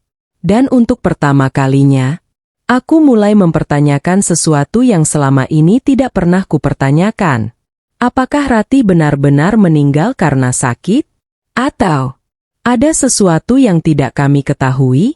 Namun sebelum sempat berpikir lebih jauh, ponsel Kirana tiba-tiba berdering. Wajahnya langsung berubah pucat saat melihat layar. Sangat pucat. Aku langsung menatapnya. Siapa? Kirana tidak menjawab. Tangannya mulai gemetar. Lalu perlahan memperlihatkan layar ponsel itu kepadaku. Dan saat membaca nama yang muncul, darahku langsung terasa dingin. Karena nama yang tertera di sana adalah Dimas. Dan yang lebih mengerikan, panggilan itu adalah panggilan video. Seolah dia tahu persis di mana Kirana berada malam ini. Semua rahasia akhirnya terbongkar. Aku dan Kirana saling menatap. Ponsel itu masih berdering. Nama Dimas masih terpampang jelas di layar. Dan entah kenapa, dadaku terasa semakin sesak. Karena sekarang tidak ada lagi keraguan. Dimas tahu. Dia tahu Kirana ada di sini. Dia tahu aku menemuinya. Dan mungkin, dia juga tahu semua rahasia yang mulai terbongkar. Kirana terlihat sangat panik. Tangannya gemetar. Wajahnya pucat. Aku takut. Bisiknya. Aku langsung menggenggam tangannya. Erat. Jangan angkat. Kataku. Namun beberapa detik kemudian, ponsel itu kembali berdering. Lalu sekali lagi. Dan sekali lagi. Sampai akhirnya sebuah pesan masuk. Kirana membukanya. Dan wajahnya langsung berubah. Dia bilang kalau aku nggak angkat, dia akan datang. Aku langsung membeku. Karena aku tahu. Ini sudah tidak bisa ditunda lagi. Selama ini kami terus bersembunyi. Terus mencari jawaban diam-diam. Namun sekarang, sudah waktunya semuanya dibuka. Malam itu juga aku menelepon Arga. Untuk pertama kalinya sejak semua ini dimulai, aku menceritakan semuanya. Tentang buku harian, tentang dokumen, tentang Raka, tentang Kirana, dan tentang Dimas. Awalnya Arga tidak percaya. Aku bisa mendengarnya dari suaranya. Namun saat kukirim foto dokumen-dokumen milik Ratih, dia mulai diam. Sangat diam. Lalu akhirnya berkata, "Besok pagi kita kumpulkan semua keluarga." Aku menutup mata. Karena aku tahu, Hari yang ditakuti Ratih akhirnya tiba. Hari ketika seluruh kebenaran akan keluar. Keesokan paginya, rumah keluarga kembali penuh. Namun kali ini bukan untuk pemakaman. Bukan untuk acara keluarga. Melainkan untuk sesuatu yang jauh lebih berat. Pengungkapan kebenaran. Dimas datang dengan wajah tenang. Terlalu tenang. Seolah dia masih yakin semuanya berada dalam kendalinya. Aku memperhatikannya.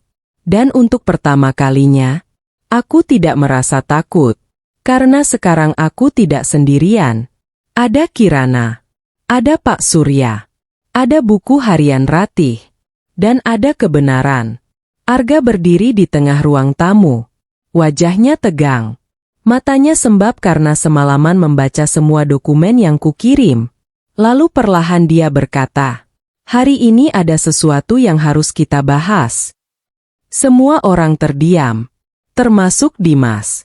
Namun aku melihat sesuatu. Senyumnya mulai menghilang. Sedikit demi sedikit. Saat Arga mengeluarkan buku harian Ratih. Saat Arga mengeluarkan map merah.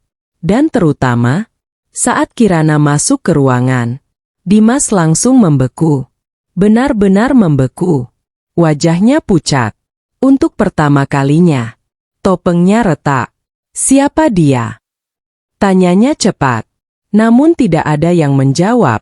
Karena semua orang sedang melihat kemiripan wajah Kirana dengan keluarga mereka. Kemiripan yang sulit disangkal. Kemiripan yang selama ini disembunyikan. Air mata mulai muncul di mata beberapa anggota keluarga. Sementara Arga membaca isi surat terakhir Ratih. Surat yang selama ini disimpan. Surat yang ditulis sebelum beliau meninggal. Dan setiap kalimat membuat suasana semakin berat. Ratih mengakui semua kesalahannya. Mengakui bahwa dia terlalu lama melindungi Dimas. Mengakui bahwa dia terlalu takut menghadapi kenyataan. Dan mengakui bahwa Kirana adalah cucunya. Tangisan mulai terdengar. Namun yang paling mengejutkan adalah saat Arga menunjukkan dokumen pemalsuan tanda tangan. Lalu laporan penggelapan dana. Lalu bukti transfer. Satu persatu. Tidak ada lagi yang bisa dibantah. Tidak ada lagi yang bisa disembunyikan. Dan untuk pertama kalinya, semua mata beralih kepada Dimas. Pria itu berdiri. Tubuhnya gemetar. Wajahnya merah. Lalu berkata, "Ibu sudah nggak waras waktu nulis itu." Ruangan langsung hening. Karena kalimat itu begitu kejam. Begitu menyakitkan. Bahkan setelah Ratih meninggal, dia masih mencoba menyalahkannya. Namun kali ini tidak ada yang membelanya. Tidak ada. Bahkan satu orang pun tidak. Dan saat itulah Kirana berdiri. Perlahan. Dengan air mata di wajahnya. Lalu menatap Dimas. Tatapan yang penuh luka. Penuh kehilangan. Penuh pertanyaan yang dipendam bertahun-tahun. Kenapa? Hanya itu yang dia tanyakan. Kenapa Bapak bilang keluarga ini nggak menginginkanku? Ruangan langsung sunyi. Sangat sunyi. Karena pertanyaan sederhana itu jauh lebih kuat daripada semua dokumen. Dan untuk pertama kalinya, Dimas tidak punya jawaban. Dia hanya diam. Sementara seluruh kebohongannya runtuh tepat di depan matanya. Namun apa yang terjadi beberapa menit kemudian? Akan menjadi pukulan terakhir yang benar-benar menghancurkan semuanya. Surat terakhir Ratih dan penyesalan yang terlambat. Ruangan itu sunyi. Sangat sunyi. Tidak ada yang berbicara. Tidak ada yang bergerak.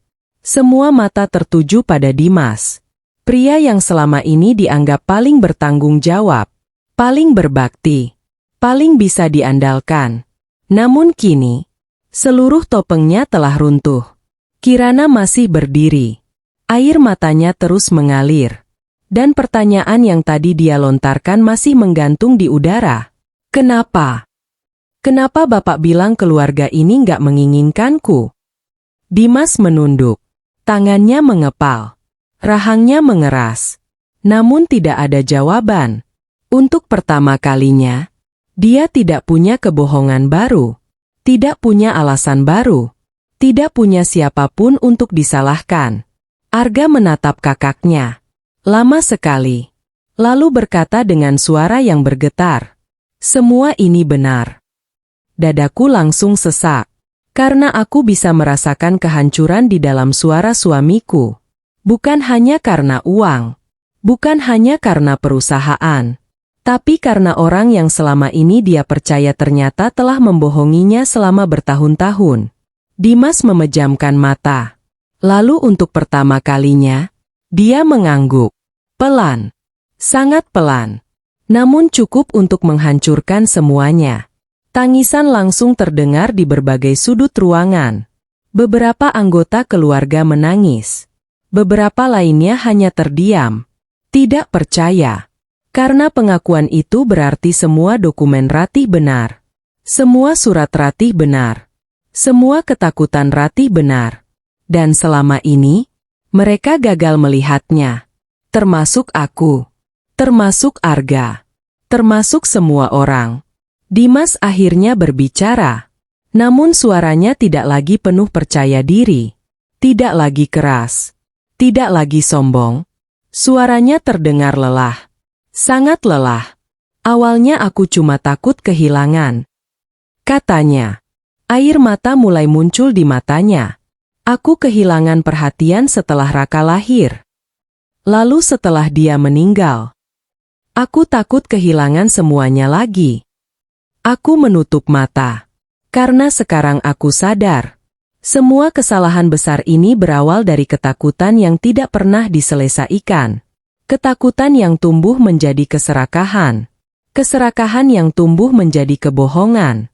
Dan kebohongan yang akhirnya menghancurkan semua orang. Dimas menatap Kirana.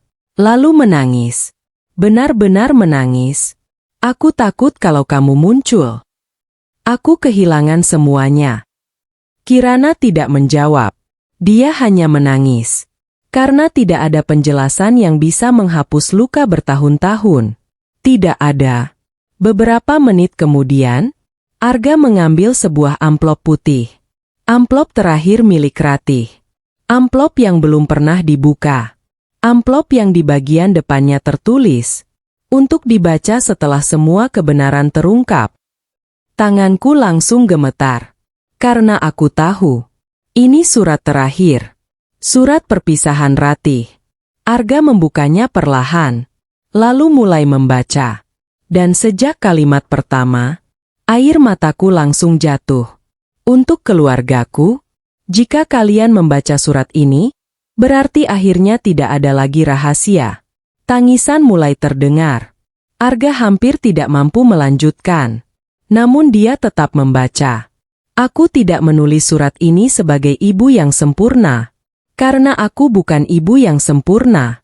Aku membuat banyak kesalahan. Aku terlalu lama diam. Aku terlalu lama takut. Dan aku terlalu lama membiarkan luka menguasai keluarga ini. Tangisku semakin deras. Karena setiap kata terasa begitu jujur. Begitu tulus. Ratih tidak sedang mencari pembenaran. Beliau sedang meminta maaf. Kepada semua orang. Termasuk kepadaku. Lalu Arga membaca bagian berikutnya. Dan aku tidak sanggup menahan tangis. Nirmala. Maaf karena aku tidak pernah menjadi ibu mertua yang baik untukmu. Semua kebaikan yang kulihat darimu tidak pernah mampu kuucapkan secara langsung. Dan itu adalah penyesalan yang akan kubawa sampai akhir hidupku. Air mataku langsung pecah. Karena selama 7 tahun, aku hanya ingin satu hal. Diakui. Diterima. Dan akhirnya kata-kata itu datang. Meski terlambat. Namun tetap menghangatkan hatiku. Sangat menghangatkan. Surat itu berakhir dengan satu kalimat sederhana. Kalimat yang membuat seluruh keluarga menangis. Jangan wariskan kebohongan kepada generasi berikutnya. Wariskan kejujuran. Karena satu kebohongan bisa melukai keluarga selama puluhan tahun. Ruangan langsung dipenuhi isak tangis. Tidak ada lagi kemarahan. Tidak ada lagi pertengkaran. Yang tersisa hanya penyesalan. Dan kesadaran bahwa semuanya sudah terlambat untuk Ratih. Namun belum terlambat untuk memperbaiki masa depan. Beberapa bulan kemudian, proses hukum berjalan. Dimas mengembalikan aset yang masih bisa dikembalikan, kehilangan jabatannya di perusahaan, dan kehilangan kepercayaan yang selama ini dimilikinya. Namun untuk pertama kalinya, dia berhenti berbohong. Sementara Kirana akhirnya diakui sebagai bagian keluarga. Bukan karena warisan, bukan karena saham, tapi karena memang itulah tempatnya. Tempat yang seharusnya dia miliki sejak awal. Dan suatu sore, aku berdiri di makam Ratih, sendirian, membawa buku harian biru tua yang telah mengubah hidupku. Aku meletakkannya perlahan di atas pusara, lalu berbisik sambil menangis. Bu, maaf karena aku pernah membenci ibu.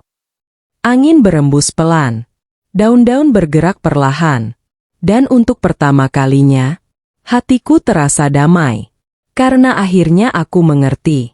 Terkadang orang yang terlihat paling menyakiti kita, justru sedang berjuang melindungi kita dengan cara yang salah. Dan terkadang, kebenaran membutuhkan waktu sangat lama untuk ditemukan. Namun ketika akhirnya terungkap, ia mampu menyembuhkan luka yang selama bertahun-tahun tidak pernah sembuh.